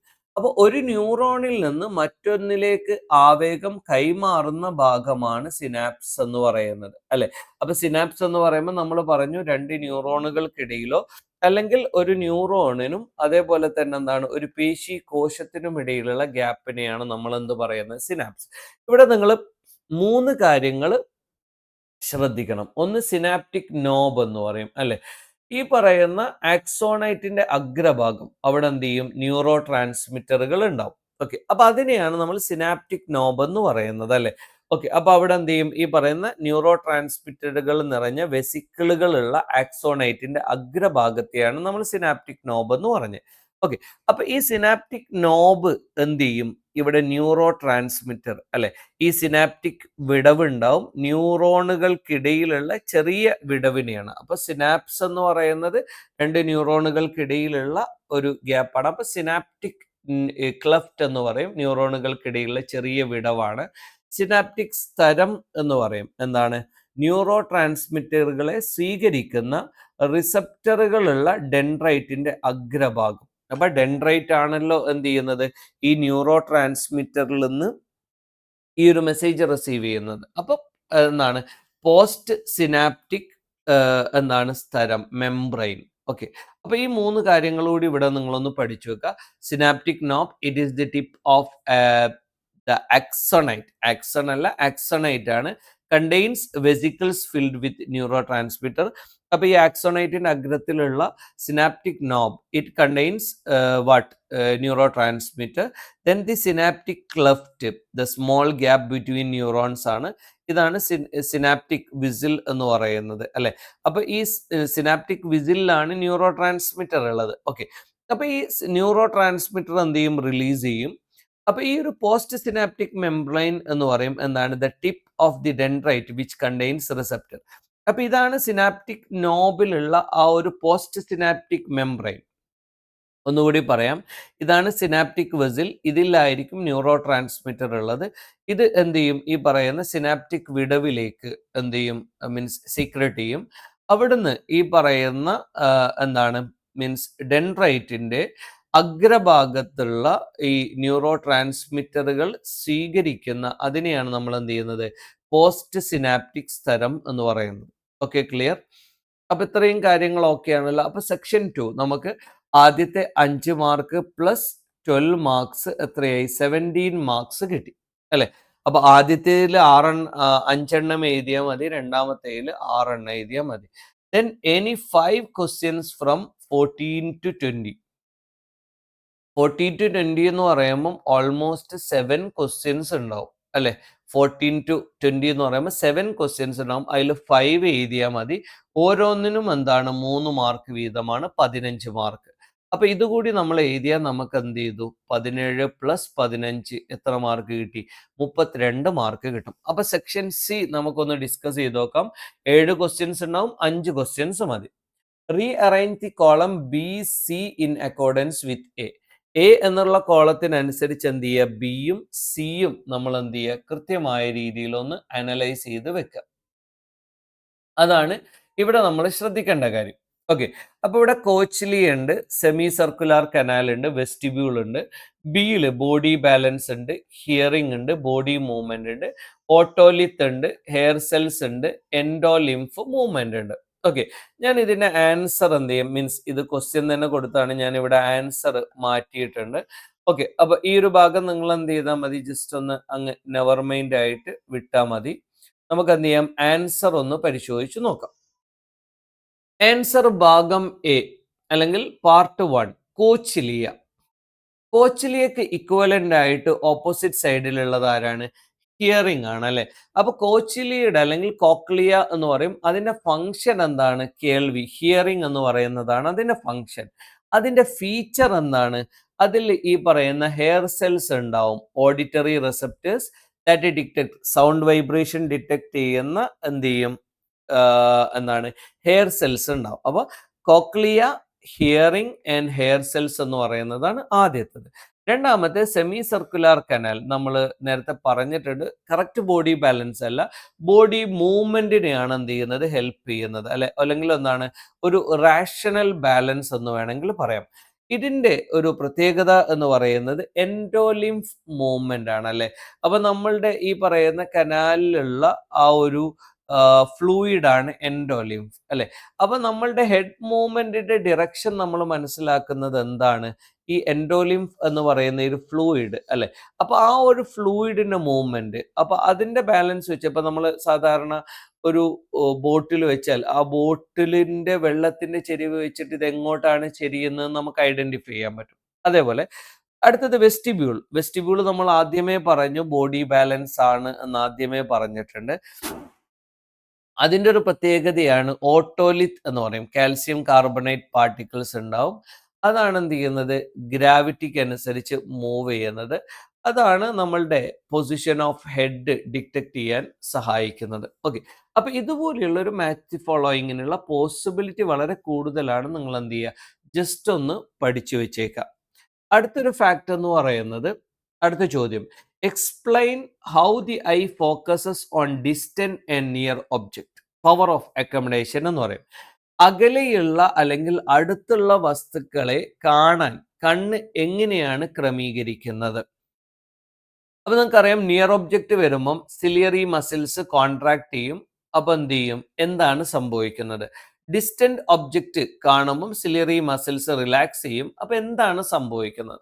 അപ്പൊ ഈ രണ്ടിനെയും ആൻസർ നമുക്ക് പരിശോധിക്കാം. വളരെ സിമ്പിൾ ആയിട്ട് ആൻസർ പറയാം. സിലിയറി മസിൽസ് കോൺട്രാക്ട് ചെയ്യുമ്പം എന്ത് ചെയ്യും, ഈ പറയുന്ന ലിഗമെന്റ് റിലാക്സ് ചെയ്യും. കർവേച്ചർ ഓഫ് ലെൻസ് ഇൻക്രീസ് ചെയ്യും. കർവേച്ചർ ഇൻക്രീസ് ചെയ്യുമ്പോൾ തന്നെ എന്ത് ചെയ്യും, നമുക്ക് കാഴ്ച അഥവാ അടുത്തുള്ള ഒബ്ജക്റ്റ് കാണുമ്പോൾ ഞാൻ അത് പിക്ചർ കാണിച്ചു തരാം. ഇനി അടുത്തത് എന്താണ്, സിലിയറി പേശികൾ ചുരുങ്ങുന്നു, ലിഗമെന്റുകൾ അടയുന്നു, ലെൻസിന്റെ വക്രത കൂടുന്നു അല്ലെ. ഇനി അടുത്തത് എന്താണ്, സിലിയറി മസിൽസ് റിലാക്സ്. അപ്പൊ എന്ത് ചെയ്യും, ലിഗമെന്റ് റിലാക്സ് ചെയ്തത് ഇവിടെ ലിഗമെന്റ് സ്ട്രെച്ച് ചെയ്യും. കർവേച്ചർ ഓഫ് ലെൻസ് എന്ത് ചെയ്യും, ഇവിടെ ഇൻക്രീസ് ചെയ്തതാണെങ്കിൽ ഇവിടെ ഡിക്രീസ് ചെയ്യും. സിലിയറി പേശികൾ അയയുന്നു, ലിഗമെന്റുകൾ വലിയുന്നു, ലെൻസിന്റെ വക്രത കുറയുന്നു. ആ ഒരു പിക്ചർ കാണിച്ചാൽ നിങ്ങൾക്ക് വളരെ കൃത്യമായിട്ട് മനസ്സിലാവും.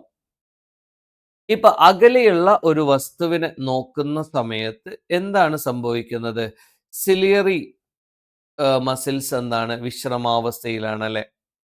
അപ്പൊ ഇവിടെ ലിഗമെന്റുകൾ വലിഞ്ഞിരിക്കുന്നുണ്ട്. ഓക്കെ. അപ്പൊ അടുത്തുള്ള വസ്തുവിനെ നോക്കുമ്പോൾ എന്താണ് സംഭവിക്കുന്നത്? ഓക്കെ. അപ്പൊ ഇവിടെ സിലിയറി മസിൽസ് റിലാക്സ് ആണ്. അതേപോലെ തന്നെ എന്താണ്? ലെൻസ് പരമാവധി എന്ത് ചെയ്യുന്നു? അതിന്റെ കർവേച്ചർ കുറയുന്നു. വൈൽ വ്യൂയിങ് ഡിസ്റ്റന്റ് ലിഗമെന്റ്സ് എന്ത് ചെയ്യുന്നു? സ്ട്രെച്ച് ചെയ്യുന്നു. ഈ 3 കാര്യങ്ങളാണുള്ളത്. ഇനിയൊന്ന് നിങ്ങൾ ഇവിടെ ഒന്ന് വായിച്ചു നോക്കിയേ. സിലിയറി മസിൽസ് ആദ്യം പറഞ്ഞത് എന്താണ്? ദൂരമുള്ളത് കാണുമ്പോൾ ciliary muscles relax. Ciliary muscles എന്താണ്? ഇവിടെ റിലാക്സ് ചെയ്യുന്നു അല്ലെ. ദൂരമുള്ള ഒബ്ജക്റ്റിനെ കാണുമ്പോൾ സിലിയറി മസിൽസ് റിലാക്സ് ചെയ്യുന്നു. സെക്കൻഡ് വൺ എന്ത് ചെയ്യും? ലിഗമെന്റുകൾ അയയുന്നു അല്ലെങ്കിൽ ലിഗമെന്റ്സ് റിലാക്സ്. അപ്പോൾ സിലിയറി മസിൽസ് റിലാക്സ് ചെയ്യുമ്പോൾ സ്വാഭാവികമായിട്ടും എന്ത് ചെയ്യും? ഈ പറയുന്ന ലിഗമെന്റ് എന്ത് ചെയ്യും? വലിഞ്ഞ് കിടക്കും അല്ലെ.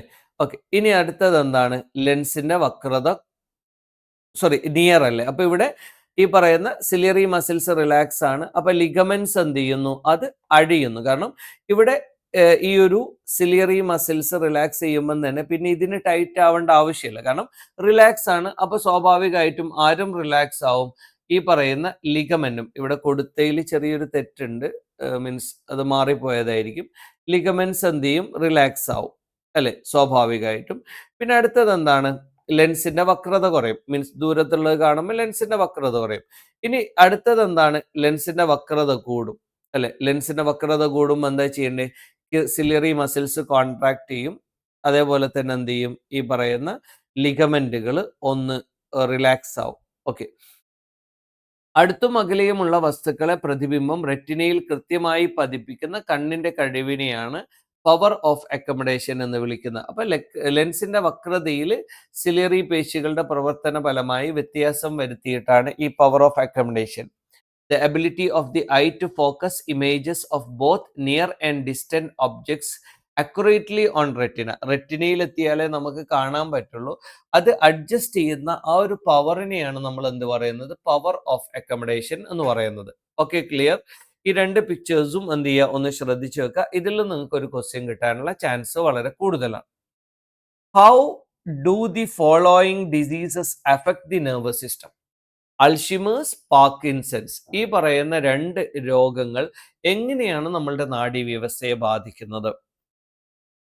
വളരെ സിമ്പിൾ ആണ്. അൾഷിമേഴ്സ് എന്ന് പറയുമ്പം നമ്മളുടെ ബ്രെയിനിൽ എന്ത് ചെയ്യുന്നു? ഇൻസോല്യുബിൾ പ്രോട്ടീൻ അക്യുമുലേറ്റ് ചെയ്യുന്നു. അവ നമ്മളെ തലച്ചോറിൽ അലിയാത്ത പ്രോട്ടീൻ അടിഞ്ഞുകൂടുന്നു. അങ്ങനെ എന്ത് ചെയ്യുന്നു? ഡിസ്ട്രക്ഷൻ ഓഫ് ന്യൂറോൺസ്, ന്യൂറോണുകൾ നശിക്കുന്നു. നമുക്ക് എന്ത് ചെയ്യുന്നു? ലോസ് ഓഫ് മെമ്മറി ഉണ്ടാകുന്നു. അപ്പോൾ അൾഷിമേഴ്സ് എന്ന് പറയുമ്പോൾ എന്താണ് കാര്യം? നമ്മളുടെ ബ്രെയിനിൽ ഇൻസോല്യുബിൾ പ്രോട്ടീൻ അല്ലെങ്കിൽ നമ്മളുടെ തലച്ചോറിൽ ഇൻസോല്യുബിൾ എന്ന് പറഞ്ഞാൽ അലിയാത്ത പ്രോട്ടീൻ അടിഞ്ഞുകൂടുന്നു. അത് കാരണം നമ്മളുടെ ഡിസ്ട്രക്ഷൻ ഓഫ് ന്യൂറോൺസ്, നമ്മളുടെ ന്യൂറോൺ നശിക്കുന്നു. നമുക്ക് എന്ത് ചെയ്യുന്നു? ലോസ് ഓഫ് മെമ്മറി, നമ്മളുടെ ഓർമ്മക്കുറവ് സംഭവിക്കുന്നു. പാർക്കിൻസൺസ് എന്ന് പറഞ്ഞാലോ, ഇവിടെ destruction of ganglia that produce dopamine, നമ്മുടെ ബോഡിയിൽ ഡോപ്പമിൻ പ്രൊഡ്യൂസ് ചെയ്യുന്ന ഗാംഗ്ലിയ ഡിസ്ട്രക്ട് ചെയ്യുന്നു. നമുക്ക് എന്ത് ചെയ്യുന്നു?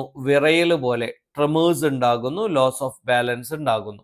അപ്പൊ ഡോപ്പമിൻ ഉൽപ്പാദിപ്പിക്കുന്ന ഗാംഗ്ലിയോൺ ഇല്ലാതാകുന്നു, വിറയൽ ഉണ്ടാകുന്നു, സന്തുലനം നഷ്ടപ്പെടുന്നു. അപ്പൊ അൽഷിമേഴ്സ് എന്താണ്? പാർക്കിൻസൺസ്. നിങ്ങൾ കുറെ വായിച്ച് എന്തെങ്കിലും പഠിച്ചു വെച്ചിട്ട് കാര്യമില്ല. അക്യുറേറ്റ് ആയിട്ട് നമുക്ക് ആൻസർ ചെയ്യാനുള്ള സംവിധാനങ്ങൾ എന്ത് ചെയ്യണം? ആവശ്യമുള്ള ഫാക്ടുകൾ നിങ്ങളുടെ കയ്യിൽ വേണം. അടുത്ത ക്വസ്റ്റ്യൻ നോക്കാം. Give reasons for the following. താഴെ പറയുന്നവയ്ക്ക് കാരണം കാണിക്കാനാണ് പറയുന്നത്. We feel a taste of sweetness when rice chewed for a long time. നമ്മൾ ചോറ് കുറെ നേരം ചവച്ചരച്ചാൽ നമുക്ക് മധുരം അനുഭവപ്പെടുന്നു. അതിന്റെ റീസൺ പറയണം. Old people often have difficulty detecting smells. പ്രായമായവർക്ക് ഈ മണം, ഗന്ധം തിരിച്ചറിയാനുള്ള കഴിവ് കുറവായിരിക്കും. ഈ രണ്ടിനും നമ്മൾ റീസൺ കൊടുക്കണം എന്നാ പറയുന്നത്. ഒന്നാമത്തേത്, നമ്മൾ ഈ പറയുന്ന ലോങ് ടൈം നമ്മൾ എന്താണ് ഈ പറയുന്ന റൈസ് ചെയ്യുമ്പോൾ അല്ലെ, ലോങ് ടൈം അല്ലെങ്കിൽ കുറേ സമയം നമ്മൾ അരി ചവച്ചരച്ച് കഴിഞ്ഞാൽ, ചോറ് ചവച്ചരച്ച് കഴിഞ്ഞാൽ നമുക്ക് മധുരം അനുഭവപ്പെടുന്നു. അതിന്റെ റീസൺ എന്താണ്? Saliva contains amylase which converts starches into maltose sugar അല്ലെ. അപ്പൊ നമ്മളുടെ സലീവ അഥവാ സലീവയിലുള്ള അമിലൈസ് അല്ലെ, ഉമിനീരിലുള്ള അമിലൈസ് എന്ത് ചെയ്യുന്നു? നമ്മളുടെ സ്റ്റാർക്കിന് അഥവാ ചോറിലുള്ള അന്നജത്തെ മാൾട്ടോസ് ആക്കി മാറ്റുന്നു, അഥവാ ഷുഗർ അല്ലെ. അപ്പൊ നമ്മൾ ഉമിനീരിലുള്ള അമിലീസ് എന്ത് ചെയ്യുന്നു, സ്റ്റാർക്കിനെ മാൽട്ടോസ് ആക്കി മാറ്റുന്നു. അതുകൊണ്ടാണ് നമുക്ക് എന്ത് ചെയ്യുന്നത്, ഒരു സ്വീറ്റ് ടേസ്റ്റ് ഫീൽ ചെയ്യുന്നത്. സെക്കൻഡ് വൺ, നമ്മൾ പറഞ്ഞു പ്രായമായവർക്ക് എന്തുകൊണ്ടാണ് സ്മെല്ല് പെട്ടെന്ന് ഐഡന്റിഫൈ ചെയ്യാൻ പറ്റാത്തത്. Olfactory receptor cells get damage and are not replaced as quickly in old age അല്ലെ. പ്രായമാകുമ്പം ഗന്ധഗ്രഹി കോശങ്ങളുടെ എണ്ണം കുറയുന്നു, അഥവാ അത് നശിച്ചു പോകുമ്പം നോർമലി ഒരു ഹെൽത്തി പേഴ്സണിൽ എന്ത് ചെയ്യും, അത് പെട്ടെന്ന് റീപ്ലേസ് ചെയ്യും. അത് ഓൾഡർ പേഴ്സണിൽ ഉണ്ടാവില്ല. അടുത്ത ചോദ്യം മീൻസ് ഇവിടെ പറയുന്നുണ്ട് ഓരോ ഗന്ധഗ്രാഹികളിൽ നിന്നും ഓരോ മൈക്രോവില്ലാസ് പാപ്പിലകളിലെ സൂക്ഷ്മ സുഷിരങ്ങളിലെത്തും. രുചി അറിയേണ്ട പദാർത്ഥങ്ങൾ ഉമിനീരിൽ ലയിച്ച് രാസഗ്രാഹികളെ ഉത്തേജിപ്പിക്കുന്നു. ദെൻ തന്മാത്രകൾ രാസഗ്രാഹികൾ ഉണ്ടാക്കുന്ന ആവേഗങ്ങൾ നാഡി വഴി മസ്തിഷ്കത്തിലെത്തുന്നു, നമുക്ക് രുചി അനുഭവപ്പെടുന്നു. അപ്പൊ ഈ രുചിയുടെ കാര്യം ചോദിക്കും. സലീവ enters through the spore. Substances that gives rise to taste are dissolved in saliva and stimulate the chemoreceptors. Then impulses produced by these molecule in chemoreceptors reach the brain through the nerve and make the sense of taste. അപ്പൊ ഇവിടെ ഞാൻ ആദ്യമേ പറഞ്ഞു 5 census ഉണ്ട്. ആ 5 സെൻസസിന്റെയും flow chart നിങ്ങൾ എന്ത് ചെയ്തോ, പഠിച്ചു വെച്ചോ. ഏതെങ്കിലും ഒന്ന് മിക്കവാറും ചോദിക്കും, അല്ലെങ്കിൽ എക്സ്പ്ലെയിൻ ചെയ്യാൻ നിങ്ങളോട് ചോദിക്കും. എന്തെങ്കിലും ഒന്ന് നിങ്ങളോട് നിർബന്ധമായിട്ടും ചോദിച്ചിരിക്കും. ഓക്കെ, ഇനി ഗന്ധകണികകളുടെ കാര്യം പറയാണ്. ചെവി മീൻസ് മൂക്കിൽ പ്രവേശിക്കുന്നു, ശ്ലേഷ്മസ്വരം ഉൽപ്പാദിപ്പിക്കുന്ന ശ്ലേഷ്മത്തിൽ ലയിക്കുന്നു. പിന്നീട് എന്ത് ചെയ്യുന്നു, ഗ്രന്ഥഗ്രാഹികളായ ന്യൂറോണുകൾ ഓരോന്നും പ്രത്യേക തരം ഗന്ധകണികകളാൽ ഉദ്ദീപിക്കപ്പെടുന്നു. ഗ്രാഹികളിൽ ആവേഗങ്ങൾ ഉണ്ടാകുന്നു. അവ ഗ്രന്ഥ നാഡിയിലൂടെ മസ്തിഷ്കത്തിലെത്തുന്നു. ഗന്ധം തിരിച്ചറിയുന്നു അല്ലെ. നമ്മൾ പറഞ്ഞു olfactory particles, mucus membrane, mucus, then എന്ത് ചെയ്യും, olfactory receptors, olfactory nerves, then എന്ത് ചെയ്യും, അത് ബ്രെയിനിലേക്ക് എത്തും. അതിന്റെ എക്സ്പ്ലനേഷൻ എന്ത് ചെയ്യുക, ഒന്ന് പഠിച്ചു വെക്കുക. ഒന്നുകിൽ എന്ത് ചെയ്യും, അത് ഒരു ഫ്ലോ ചാർട്ട് ആയിട്ടോ എക്സ്പ്ലനേഷൻ ആയിട്ടോ ചോദിക്കും. Prepare a flow chart showing the regulation of blood glucose level by insulin. ഇൻസുലിന്റെ രക്തത്തിലെ ഗ്ലൂക്കോസിന്റെ അളവ് നിയന്ത്രിക്കുന്ന ഒരു ഫ്ലോ ചാർട്ട് നമ്മൾ നേരത്തെ കൃത്യമായിട്ട് എന്ത് ചെയ്തിട്ടുണ്ട്, അത് എക്സ്പ്ലെയിൻ ചെയ്തിട്ടുണ്ട്. എന്നാലും ഞാൻ പറയാം, ഗ്ലൂക്കോസ് ഇൻക്രീസ് ചെയ്യുമ്പം എന്താണ്, ബീറ്റ് ചെയ്യാനല്ല. അപ്പൊ ബീറ്റ സെൽസ് പാൻക്രിയാസിന്റെ ബീറ്റ ഇൻസുലിൻ പ്രൊഡ്യൂസ് ചെയ്യും. ഗ്ലൂക്കോസ് ഒന്നുകിൽ സെൽസിലേക്ക് എൻ്റർ ചെയ്യും, അല്ലെങ്കിൽ എന്ത് ചെയ്യും, ഗ്ലൂക്കോസിനെ ലിവറിൽ ഗ്ലൈക്കോജൻ ആയിട്ട് കൺവേർട്ട് ചെയ്യും. ബ്ലഡ് ഗ്ലൂക്കോസ് ലെവൽ എന്ത് ചെയ്യും, നോർമലിലേക്ക് വരും. അപ്പോൾ പാൻക്രിയാസിലെ ബീറ്റ കോശങ്ങൾ ഇൻസുലിൻ ഉൽപ്പാദിപ്പിക്കുന്നു. ഗ്ലൂക്കോസ് കൂടുമ്പം ഗ്ലൂക്കോസ് കോശങ്ങളിലേക്കോ അല്ലെങ്കിൽ കരളിൽ ഗ്ലൈക്കോജനാക്കി മാറ്റുന്നു. രക്തത്തിലെ ഗ്ലൂക്കോസ് സാധാരണ നിലയിലെത്തുന്നു. നമ്മൾ ഈ പിക്ചർ ആദ്യമേ പറഞ്ഞതാണ്. ഗ്ലൂക്കോസിന്റെ ലെവൽ ബ്ലഡിൽ കൂടിയാൽ പാൻക്രിയാസിന്റെ ബീറ്റ കോശം ഇൻസുലിൻ പ്രൊഡ്യൂസ് ചെയ്യുന്നു. അതെന്ത് ചെയ്യുന്നു, കോശത്തിലേക്ക് ഗ്ലൂക്കോസ് കയറുന്നു, അല്ലെങ്കിൽ എന്ത് ചെയ്യുന്നു, കരളിൽ ഗ്ലൂക്കോസ് ഗ്ലൈക്കോജനാക്കി മാറ്റുന്നു. രക്തത്തിൽ ഗ്ലൂക്കോസിന്റെ അളവ് കുറയുന്നു. ഇതെന്നെ ചോദിച്ചോളണമെന്നില്ല, ഓപ്പോസിറ്റ് ചോദിക്കും. കുറഞ്ഞു കഴിഞ്ഞാൽ പാൻക്രിയാസിലെ ആൽഫ കോശങ്ങൾ എന്ത് ചെയ്യുന്നു, ഗ്ലൂക്കോഗോൺ പ്രൊഡ്യൂസ് ചെയ്യുന്നു. അതെന്ത് ചെയ്യുന്നു, ഈ പറയുന്ന കരളിലുള്ള ഗ്ലൈക്കോജനെ ഗ്ലൂക്കോസ് ആക്കി മാറ്റുന്നു. പിന്നെ ബോഡിയിലുള്ള ഗ്ലൂക്കോസിന്റെ അളവ് കൂടാൻ സഹായിക്കുന്നു. ഓക്കെ, ഇനി means for English students, beta cells എന്ത് ചെയ്യുന്നു, പാൻക്രിയാസ് സീക്രറ്റ്സ് ഇൻസുലിൻ. ഇൻസുലിൻ എന്ത് ചെയ്യുന്നു, speed up the entry of glucose into the cells. Glucose സെൽസിലേക്ക് എൻ്റർ ചെയ്യുന്നു. Then glucose in liver converts into glycogen. Then the sugar level of blood is maintained, decreased and maintained balance.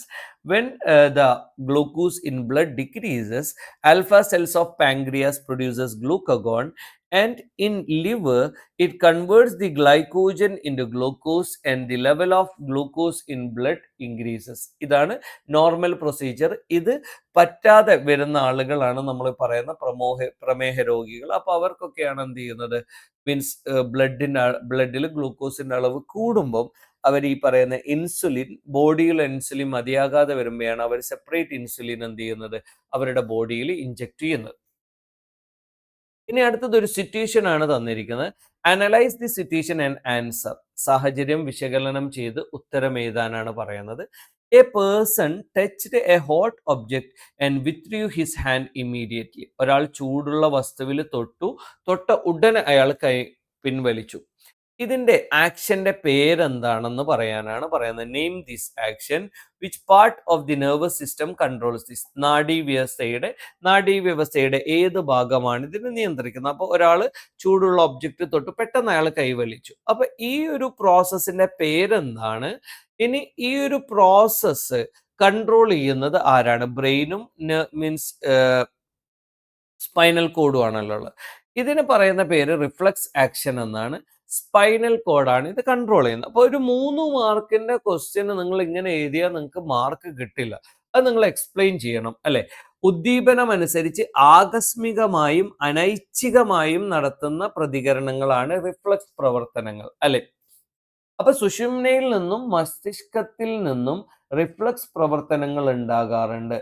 Reflux പ്രവർത്തനങ്ങളിൽ ആവേഗങ്ങളുടെ സഞ്ചാരപാതയാണ് reflux ആർക്ക് എന്ന് പറയുന്നത് അല്ലെ. ഇപ്പൊ നിങ്ങൾ ഇവിടെ തൊട്ടു, അപ്പൊ ഈ തൊട്ടപ്പം ഈ സംവേദന ന്യൂറോൺ വഴി നിങ്ങളുടെ പേശി വഴി സുഷുമ്നയിൽ എത്തുന്നു. അതാണ് ഇന്റർ ന്യൂറോൺ. അപ്പൊ ഇന്റർ ന്യൂറോൺ പെട്ടെന്ന് പറയും പ്രേരക ന്യൂറോണിനോട് നിങ്ങളുടെ എന്ത് വലിച്ചോളാൻ, കൈ വലിച്ചോളാൻ. അപ്പൊ എന്ത് ചെയ്യും? പേശി വലിയും. ഇതിനെയാണ് റിഫ്ലക്സ് ആക്ഷൻ. ആകസ്മികമായി അനൈച്ഛികമായി നമ്മൾ വിചാരിച്ചിട്ട് ചെയ്യുന്നതല്ല, അത് നമ്മൾ അറിയാതെ ചെയ്തു പോകുന്നതാണ്.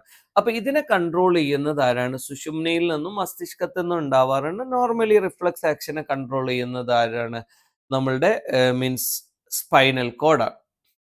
അപ്പൊ റിഫ്ലക്സ് ആക്ഷൻ എന്ന് പറയുന്ന റിയാക്ഷൻസ് ഒക്കിയർ സ്പോണ്ടാനിയസ്ലി ആൻഡ് ഇൻവളണ്ടറിലി. അപ്പൊ നമ്മൾ വിചാരിച്ചിട്ടല്ല, അത് ഇൻവളണ്ടറി ആണ്. വളണ്ടറിലി എന്ന് പറഞ്ഞാൽ നമ്മൾ വിചാരിച്ച് ചെയ്യുന്നതാണ്. അപ്പൊ ഇത് ഇൻവളണ്ടറി ആയിട്ടാണ് ചെയ്യുന്നത്.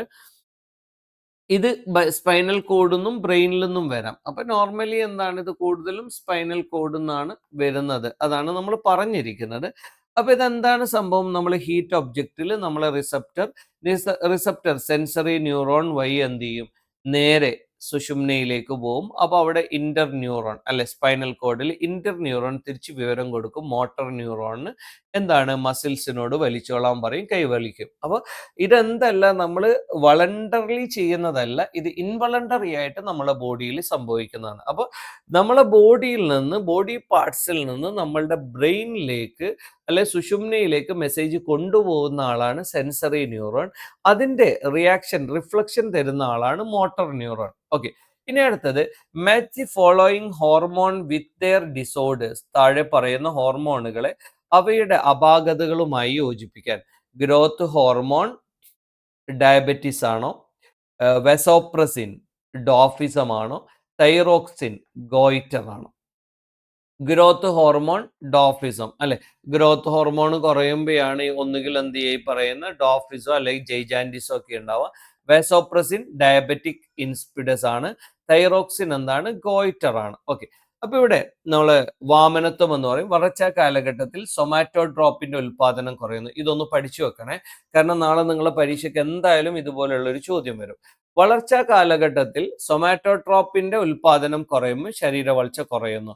ഇനി സൊമാറ്റോട്രോപ്പിന്റെ ഉൽപാദനം കൂടിയാൽ അമിതമായ വളർച്ച ഉണ്ടാകുന്നു. അക്രോമഗാലി എന്ന് പറയും. വളർച്ച പൂർത്തിയായ ശേഷം സൊമാറ്റോട്രോപ്പിന്റെ ഉൽപാദനം കൂടുന്നു. അപ്പൊ കൈപ്പത്തി, കാൽപാദങ്ങൾ, താടിയെല്ല് ഇത് അമിതമായി വളരുന്നു. അപ്പൊ ഇവിടെ ആകെ നിങ്ങൾ പഠിക്കേണ്ടത് സൊമാറ്റോട്രോപ്പിൻ എന്ന് പറയുന്ന അതിന്റെ ഉൽപാദനം കുറഞ്ഞാൽ വാമനത്വം, ശരീര വളർച്ച കുറയുന്നു. ഇനി എന്താണ്? ഭീമാകാരം എന്താണ്? സൊമാറ്റോട്രോപ്പിന്റെ ഉൽപാദനം കൂടുന്നു, അമിതമായി ശരീരം വളരുന്നു. അക്രോമഗാലി എന്ന് പറയുന്നത് വളർച്ച പൂർത്തിയായ ശേഷം സൊമാറ്റോട്രോപ്പിന്റെ ഉൽപാദനം കൂടുന്നു. അപ്പൊ ശരീരം ഇനി വളരില്ല, പകരം എന്താണ്? കൈപ്പത്തിയോ കാൽപാദങ്ങളോ താടിയല്ലോ എന്തെങ്കിലും വളരും.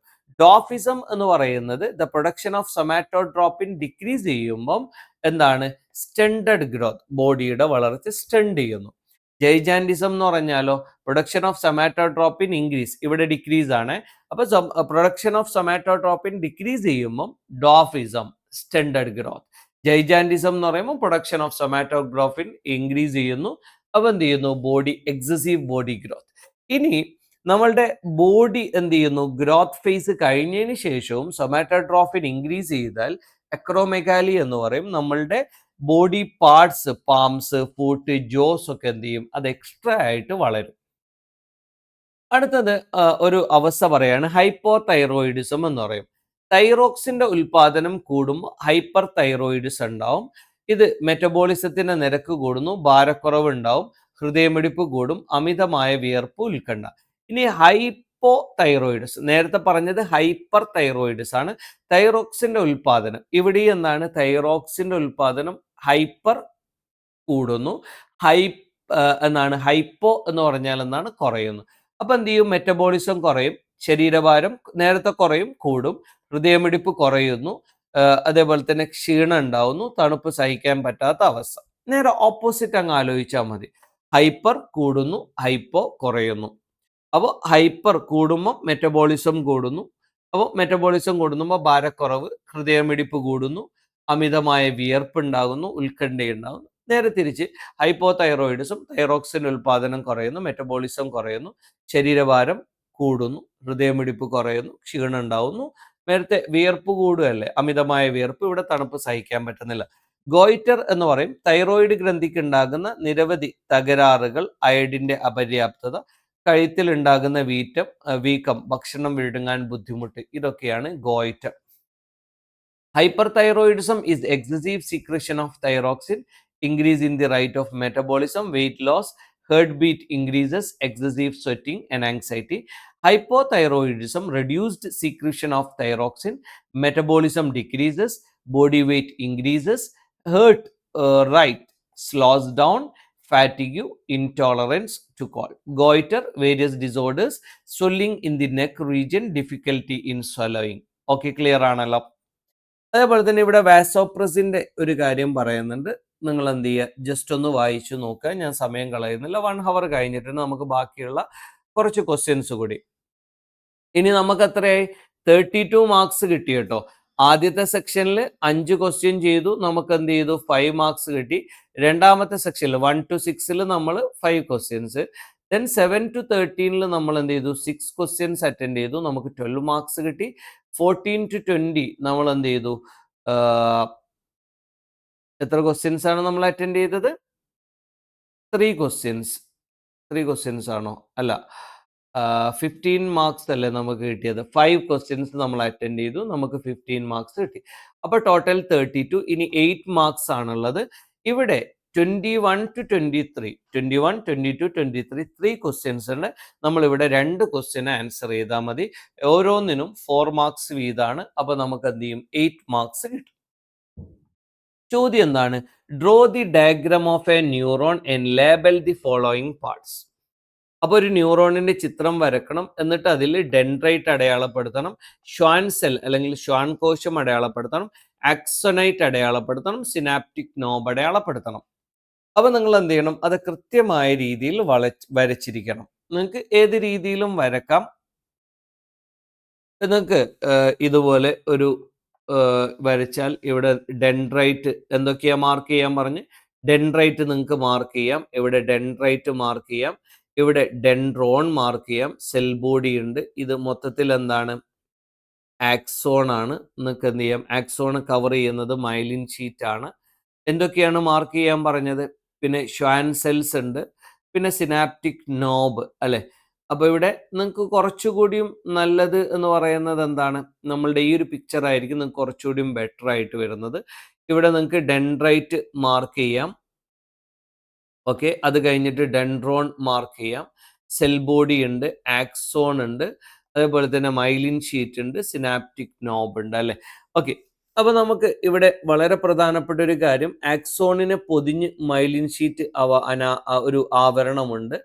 ഈ ഒരു എന്താണ്, തിളക്കമുള്ള വെളുപ്പ് നിറമുള്ള മൈലിൻ എന്നുള്ള ഒരു കൊഴുപ്പ് കൊണ്ടാണ് നിർമ്മിക്കുന്നത്. ഇതൊരു ഇൻസുലേറ്ററായി പ്രവർത്തിച്ച് സന്ദേശങ്ങളുടെ പ്രസരണ വേഗത വർദ്ധിപ്പിക്കുന്നു. നാഡീകോശത്തിന് പോഷണം ലഭ്യമാക്കുക, ബാഹ്യക്ഷതങ്ങളിൽ നിന്നും ആക്സോണിനെ സംരക്ഷിക്കുക, ഇതൊക്കെയാണ് മൈലിൻ ഷീറ്റിന്റെ മുഖ്യ ധർമ്മം എന്ന് പറയുന്നത്. അപ്പൊ ഇവിടെ നമ്മൾ എന്തൊക്കെ കാര്യങ്ങളാണ് നമ്മളോട് പറഞ്ഞത്, dendrite, Schwann cells, ആക്സോണൈറ്റ്, synaptic knob അല്ലെ. അപ്പൊ ഈ ഷ്വാൻ സെൽസിനെ കുറിച്ച് നമ്മൾ പറയണ്ടേ. അപ്പൊ മൈലിൻ ഷീറ്റിനെ നിർമ്മിക്കുന്നത് ഒളിഗോ ഡെൻഡ്രോസൈറ്റുകൾ എന്ന് പറയുന്ന മൈലിൻ ഷീറ്റിനെ നിർമ്മിക്കുന്നത് ഷ്വാൻ കോശങ്ങളാണ്. അപ്പൊ മസ്തിഷ്കത്തിലും സുഷുമ്നയിലും മൈലിൻ ഷീറ്റിനെ നിർമ്മിക്കുന്നത് ഒളിഗോ ഡെൻഡ്രോസൈറ്റുകളും, നാഡികളിൽ മൈലിൻ ഷീറ്റിനെ നിർമ്മിക്കുന്നത് ഷ്വാൻ കോശങ്ങൾ. അപ്പോൾ സുഷുമ്നയിലും മസ്തിഷ്കത്തിലും ആരാണ്? ഒളിഗോ എന്നാണ്, ഡെൻഡ്രോസൈറ്റുകളാണ്. അതേ സമയത്ത് കോശത്തിൽ നമ്മളിപ്പോൾ പറയുന്ന നാഡികളിൽ ഷ്വാൻ കോശങ്ങളാണ്. ഓക്കെ, ക്ലിയർ ആണല്ലോ? അപ്പൊ നമ്മൾ എന്ത് ചെയ്താൽ മതി? ഇതൊന്ന് മാർക്ക് ചെയ്തിട്ട് എവിടെയാണ് ഷ്വാൻ സെൽസ് ഉള്ളത് എന്ന് കൃത്യമായ രീതിയിൽ ഒന്ന് മാർക്ക് ചെയ്ത് കൊടുത്താൽ മതി. ഓക്കെ, അപ്പൊ മസ്തിഷ്കത്തിലും സുഷുമ്നയിലും മൈലിൻ ഷീറ്റുള്ള നാഡീകോശങ്ങളെ വൈറ്റ് മാറ്റർ എന്നും മൈലിൻ ഷീറ്റ് ഇല്ലാത്ത ഭാഗങ്ങളെ ഗ്രേ മാറ്റർ എന്നും പറയുന്നു. ഇനി അടുത്തത് ഒരു കൂട്ടം നാഡീകോശങ്ങളെ, കോശശരീര ഭാഗങ്ങളെ ആവരണം ചെയ്തുകൊണ്ട് ഗോളാകൃതിയിൽ കാണപ്പെടുന്ന ഇത്തരം ഭാഗങ്ങളാണ് ഗാംഗ്ലിയോണുകൾ. അപ്പോൾ ഒരു കൂട്ടം നാഡീകോശങ്ങളുടെ കോശശരീര ഭാഗങ്ങളെ ഒരാവരണം കൊണ്ട് മൊത്തത്തിൽ അതിനെയാണ് ഗാംഗ്ലിയോണുകൾ എന്ന് പറയുന്നത്. അപ്പൊ ഇത്രയും കാര്യം ഉൾപ്പെടുത്തിയത് ഇത് ഏത് രീതിയിൽ ചോദിച്ചാലും നിങ്ങൾക്ക് ആൻസർ ചെയ്യാൻ പറ്റണം. എന്താണ്? Axon is covered by a layer called myelin sheet. It is made up of a shiny white fat called myelin. Then myelin sheet in brain and spinal cord produced oligodendrocytes and in nerves Schwann cells. അപ്പോൾ Schwann cell അവിടെ ചോദിച്ചിട്ടുണ്ട്, അതാണ് ഇവിടെ നമ്മൾ എഴുതേണ്ടത്. പിന്നെന്താണ്? Acting insulator ആയിട്ട് act ചെയ്യുന്നു, provide nourishment to neuron and to protect axon from external injuries. ഇതൊക്കെയാണ് ആരുടെ? മൈലിൻ ഷീറ്റിന്റെ ഡ്യൂട്ടി എന്ന് പറയുന്നത്. In brain and spinal cord, part where myelinated neurons are more abundant called white matter. കൂടുതൽ ഉണ്ടെങ്കിൽ white matter ആണ്. എന്താണ്? ഇനി മൈലിൻ ഷീറ്റ് ഇല്ലാത്തതിനെ നമ്മൾ എന്ത് ചെയ്യും? ഗ്രേ മാറ്റർ എന്ന് പറയും. ഗ്രേ ഇല്ലാത്തത് ഗ്രേ ആണ്, ഉള്ളതെന്താണ്? വൈറ്റ് മാറ്റർ ആണ്. Then the 22nd question നമുക്കൊന്ന് പരിശോധിച്ചു നോക്കാം. എന്താണ്? Explain the process of hearing starting from sound waves entering the pinna into the brain, interpreting it. ശബ്ദതരങ്ങൾ ചെവിക്കുടയിൽ പ്രവേശിക്കുന്നത് മുതൽ തലച്ചോറ് അത് തിരിച്ചറിയുന്നത് വരെയുള്ള ആ ഒരു പ്രക്രിയ വിശദമാക്കാനാണ് പറയുന്നത്. സൗണ്ട് വേവ്സ്, അതാണ് ഞാൻ പറയുന്നത്. ഈ ഒരു ഫ്ലോ ചാർട്ട് നിങ്ങൾ വരച്ചു വെച്ചിട്ട് നിങ്ങൾ ജസ്റ്റ് ഒന്ന് എക്സ്പ്ലെയിൻ ചെയ്താൽ നിങ്ങൾക്ക് 4 മാർക്ക് കിട്ടും. പിന്നയിൽ സൗണ്ട് വേവ്സ് കയറുന്നു, ഓഡിറ്ററി കനാൽ, ടിംബനം വൈബ്രേറ്റ് ചെയ്യുന്നു, ഇയർ ഓസിക്കിൾസ് ആംപ്ലിഫൈ ചെയ്യുന്നു, oval window, cochlea, endolymph moves, hair cells stimulated, impulses, auditory nerve, cerebrum. അപ്പൊ ശബ്ദതരങ്ങൾ ചെവിക്കുടയിലെത്തുന്നു. ശബ്ദതരംഗങ്ങൾ കർണനാളം വഴി, കർണപുടം വഴി, അസ്ഥിശൃംഖല വഴി, ഓവൽ വിൻഡോ വഴി കോക്ലിയയിലെ ദ്രവം ചലിക്കുന്നു. ഹെയർ കോശങ്ങൾ മീൻസ് വൈബ്രേറ്റ് ചെയ്യുന്നു. ദെൻ ആവേഗമുണ്ടാകുന്നു, ഓഡിറ്ററി നാഡി, സെറിബ്രം. അങ്ങനെയാണ് നമുക്ക് എന്ത് ചെയ്യുന്നത്? കേൾവി സാധ്യമാകുന്നത്. അപ്പൊ കേൾവി എങ്ങനെയാണ് വരുന്നത് എന്ന് ചോദിച്ചു കഴിഞ്ഞാൽ ശബ്ദതരങ്ങൾ ടിംബനത്തെ കമ്പനം ചെയ്യുന്നു. ടിംബനം എന്ന് പറയുമ്പോൾ നമ്മളുടെ നേരത്തെ പറഞ്ഞിരിക്കുന്ന കുറെ കഴിയാണ് കേട്ടോ. പിന്നെ ഓഡിറ്ററി കനാലൊക്കെ കഴിഞ്ഞ് സൗണ്ട് വേവ്സ് നമ്മളുടെ പിന്നെ ചെവിക്കുടയിൽ തട്ടണം, ഓഡിറ്ററി കനാൽ വഴി ടിംബനത്തിലെത്തണം. അപ്പൊ ടിംബനം വൈബ്രേറ്റ് ചെയ്യുന്നു. ഇത് അസ്ഥശൃംഖലയിലൂടെ കടന്നുപോയി ഓവൽ വിൻഡോയെ കമ്പനം ചെയ്യിക്കുന്നു. ഓവൽ വിൻഡോയുടെ ഘടനയും ടിംബനത്തിന് സമാനമാണ്. ഒച്ചിന്റെ തോടിന്റെ ആകൃതിയിലുള്ള കോക്ലിയക്ക് 3 അറകളുണ്ട്. മുകളിലത്തെ അറയിലേക്കുള്ള പ്രവേശന കവാടത്തെ പൊതിയുന്ന സ്ഥലമാണ് ഓവൽ വിൻഡോ. മുകളിലത്തെയും താഴത്തെയും അറകളിൽ പെരിലിംഫ് എന്ന ദ്രവമുണ്ട്. മധ്യ അറയിൽ എൻഡോലിംഫ് ഉണ്ട്. മധ്യ അറയുടെ താഴത്തെ അറകളുടെയും ഇടയിൽ ബേസിലാർ സ്തരത്തിലാണ് ശബ്ദഗ്രാഹികൾ സ്ഥിതി ചെയ്യുന്ന ഓർഗൻ ഓഫ് കോർട്ടി എന്ന ഭാഗമുള്ളത്. ഇവിടെയുള്ള രോമകോശങ്ങളിലെത്തുന്ന കമ്പനം ആവേഗങ്ങൾ ഉണ്ടാക്കുകയും ശ്രവനാടി വഴി മസ്തിഷ്കത്തിലെത്തുകയും ചെയ്യുന്നു. ഇതാണ് ഇതിൻ്റെ ഒരു കറക്റ്റ് ഓർഡർ എന്ന് പറയുന്നത്, അല്ലെ? അപ്പൊ ഇവിടെ നമ്മൾ പറഞ്ഞിരിക്കുന്ന ഒരു ഓവൽ വിൻഡോ, കോക്ലിയക്ക് 3 അറകളുണ്ട്. മുകളിലത്തെ എന്താണ്? താഴത്തെ മുകളിലത്തെയും ഈ പറയുന്ന കവാടത്തെ പൊതിയുന്നതാണ് ഓവൽ വിൻഡോ എന്ന് പറയുന്നത്. അത് ജസ്റ്റ് ഒന്ന് നിങ്ങളൊന്ന് പഠിച്ചു വെച്ചേക്കുക. സൗണ്ട് വേവ്സ് ടിംബനം എന്ന് പറയുമ്പോൾ നമുക്കറിയാം ഈ പറയുന്ന പിന്നെയും ആ ഒരു കഴിഞ്ഞിട്ടാണ് പോവുക. Vibrates passes through the ear ossicles, then vibrates the oval window. Structure of the oval window is also similar to the tympanum. ടിമ്പനത്തിന് സമാനം തന്നെയാണ് ഓവൽ വിൻഡോയുടെ ഷേപ്പും. The cochlea having shape of a snail shell, അത് 3 chambers ഉണ്ട്. Then അതിൻ്റെ membrane എന്ത് ചെയ്യുന്നു, towards the upper chamber, the upper and lower chambers filled with fluid called perilymph. അവ അപ്പർ ചാമ്പറും ലോവർ ചാമ്പറും. മിഡിൽ ചാമ്പറിലുള്ളത് എന്താണ്, എൻഡോലിംഫ് ആണ്, പെരിലിംഫ് അല്ല. Then organ of Corti where auditory receptors are present is situated the basilar membrane between middle and lower chambers. ആ middle lower ചാമ്പേഴ്സിന്റെ basilar membrane അവിടെയാണ് സ്ഥിതി ചെയ്യുന്നത്. The vibration that reach the hair cells present here generate impulses. അപ്പൊ അവിടെയുള്ള hair സെല്ലിൽ എത്തുന്ന ആ ഒരു വൈബ്രേഷൻ എന്ത് ചെയ്യുന്നു, ഇമ്പൾസസ് ജനറേറ്റ് ചെയ്യുന്നു. ഇമ്പൾസസ് ബ്രെയിനിലെത്തുന്നു, നമുക്ക് എന്ത് ചെയ്യുന്നു, കേൾവി സാധ്യമാകുന്നു. അപ്പൊ ഈ ഒരു ഫാക്ട് നിങ്ങൾ എന്ത് ചെയ്യുക, ഒന്നുകിൽ ഫ്ലോ ചാർട്ട് പോലെ എഴുതി ഒന്ന് എക്സ്പ്ലെയിൻ ചെയ്താൽ നിങ്ങൾക്ക് ഫുൾ മാർക്ക് കിട്ടും, അല്ല നിങ്ങൾ ഇത് ഡീറ്റെയിൽ ആയിട്ട് എഴുതിയാലും നിങ്ങൾക്ക് ഫുൾ മാർക്ക് കിട്ടും. ഇനി compare the action of sympathetic and parasympathetic nervous system on the following organs. ഈ പറയുന്ന 4 ഓർഗൻസ് ഉണ്ട്. സിമ്പത്തറ്റിക്, പാരാസിമ്പത്തറ്റിക് നാഡീവ്യവസ്ഥകൾ താഴെ പറഞ്ഞ അവയവങ്ങളിൽ എങ്ങനെയാണ് പ്രവർത്തിക്കുന്നത്? പിപ്പിൾ കൃഷ്ണമണിയിൽ എന്താണ്, ഹേർട്ടിൽ എന്താണ്, സെലീവ ഗ്ലാൻസിൽ എന്താണ്, സ്റ്റൊമക്കിൽ എന്താണ്? നിങ്ങൾ ഈ ഒരു സംവിധാനം ഒന്ന് വായിച്ചു പോയാൽ മതി എന്ന് ഞാൻ പറയുമ്പം നിങ്ങൾ ശ്രദ്ധിക്കേണ്ട ഒറ്റ കാര്യം, ഏതെങ്കിലും ഒരു സൈഡ് പഠിക്കുക. ഇപ്പൊ സിമ്പത്തറ്റിക് ആണെങ്കിൽ അതിന്റെ നേരെ ഓപ്പോസിറ്റ് ആയിരിക്കും പാരാസിമ്പത്തറ്റിക്. ഇവിടെ കൃഷ്ണമണി വികസിക്കുകയാണ് ചെയ്യുന്നത്. ഓക്കെ, ഉമിനീർ ഉൽപാദനം കുറയുന്നു, ഹൃദയമിടിപ്പ് കൂടുന്നു, ശ്വാസകോശം വികസിക്കുന്നു, ദഹന പ്രക്രിയ കുറയുന്നു, ഹോർമോൺ ഉൽപാദനം കൂടുന്നു, പെരിസ്റ്റാൾസിസ് കൂടുന്നു, മൂത്രം നിലനിർത്തുന്നു. ഓക്കെ ആണല്ലോ. അപ്പോൾ സിമ്പത്തറ്റിക് എന്ന് പറയുമ്പോൾ ഒന്ന് നോക്കിയാൽ മതി. മുകളിൽ നിന്ന് കൃഷ്ണമണി വികസിക്കുന്നു. ഇനി അടുത്തത് എന്താണ്, ഉമിനീരുൽപാദനം കുറയുന്നു. അടുത്തത് ഹൃദയമിടിപ്പ്, അത് കൂടുന്നു. ഇനി ഹൃദയമിടിപ്പ് എന്ന് പറയുമ്പോൾ അതിനോട് ചേർന്ന് നിൽക്കുന്നതാണല്ലോ ശ്വാസകോശം, വികസിക്കുന്നു. അടുത്തത് കുറയാണ്, ദഹന പ്രക്രിയ മന്ദീഭവിക്കുന്നു. ഹോർമോൺ ഉൽപാദനം അടുത്തത് എന്താണ്, കൂടുന്നു. പെരിസ്റ്റാൾസിസ് കുറയുന്നു, മൂത്രം നിലനിർത്തുന്നു. പാരാസിമ്പത്തറ്റിക്കോ നേരെ ഓപ്പോസിറ്റ്, ഇവിടെ വികസിക്കുകയാണെങ്കിൽ അവിടെ ചുരുങ്ങും. മീൻസ് സിമ്പത്തറ്റിക്കിൽ ഉമിനീർ ഉൽപാദനം കുറയുകയാണെങ്കിൽ ഇവിടെ കൂടുന്നു, ഹൃദയമിടിപ്പ് കുറയുന്നു, ശ്വാസകോശം ചുരുങ്ങുന്നു, ദഹന പ്രക്രിയ കൂടുന്നു, പെരിസ്റ്റാൾസിസ് കൂടുന്നു. ദെൻ എന്താണ്, പെരിസ്റ്റാൾസിസ് കൂടുന്നു. ഹോർമോൺ ഉൽപാദനം, ഓക്കെ ഇവിടെ പറഞ്ഞത് ഒന്ന് വിട്ടിട്ടുണ്ട്, ഹോർമോൺ ഉൽപാദനം കൂടുന്നു. ദെൻ എന്താണ്, മൂത്രം ശൂന്യമാക്കപ്പെടുന്നു. അപ്പൊ സിമ്പത്തറ്റിക് എന്താണ്, ഡിലേറ്റ്സ് എന്താണ്, decreases the production of saliva, then increase heart beat, expand ചെയ്യുന്നു, slow down digestion, increase hormone, slow down peristalsis. നിങ്ങൾ അതിൻ്റെ ആ ഒരു ഓർഡർ, ബോഡിയുടെ സ്ട്രക്ചർ ഒന്ന് പഠിച്ചു വെച്ചാൽ നിങ്ങൾക്ക് എന്ത് ചെയ്യാൻ പറ്റും, ഇത് കൃത്യമായ രീതിയിൽ ആൻസർ ചെയ്യാൻ സാധിക്കും.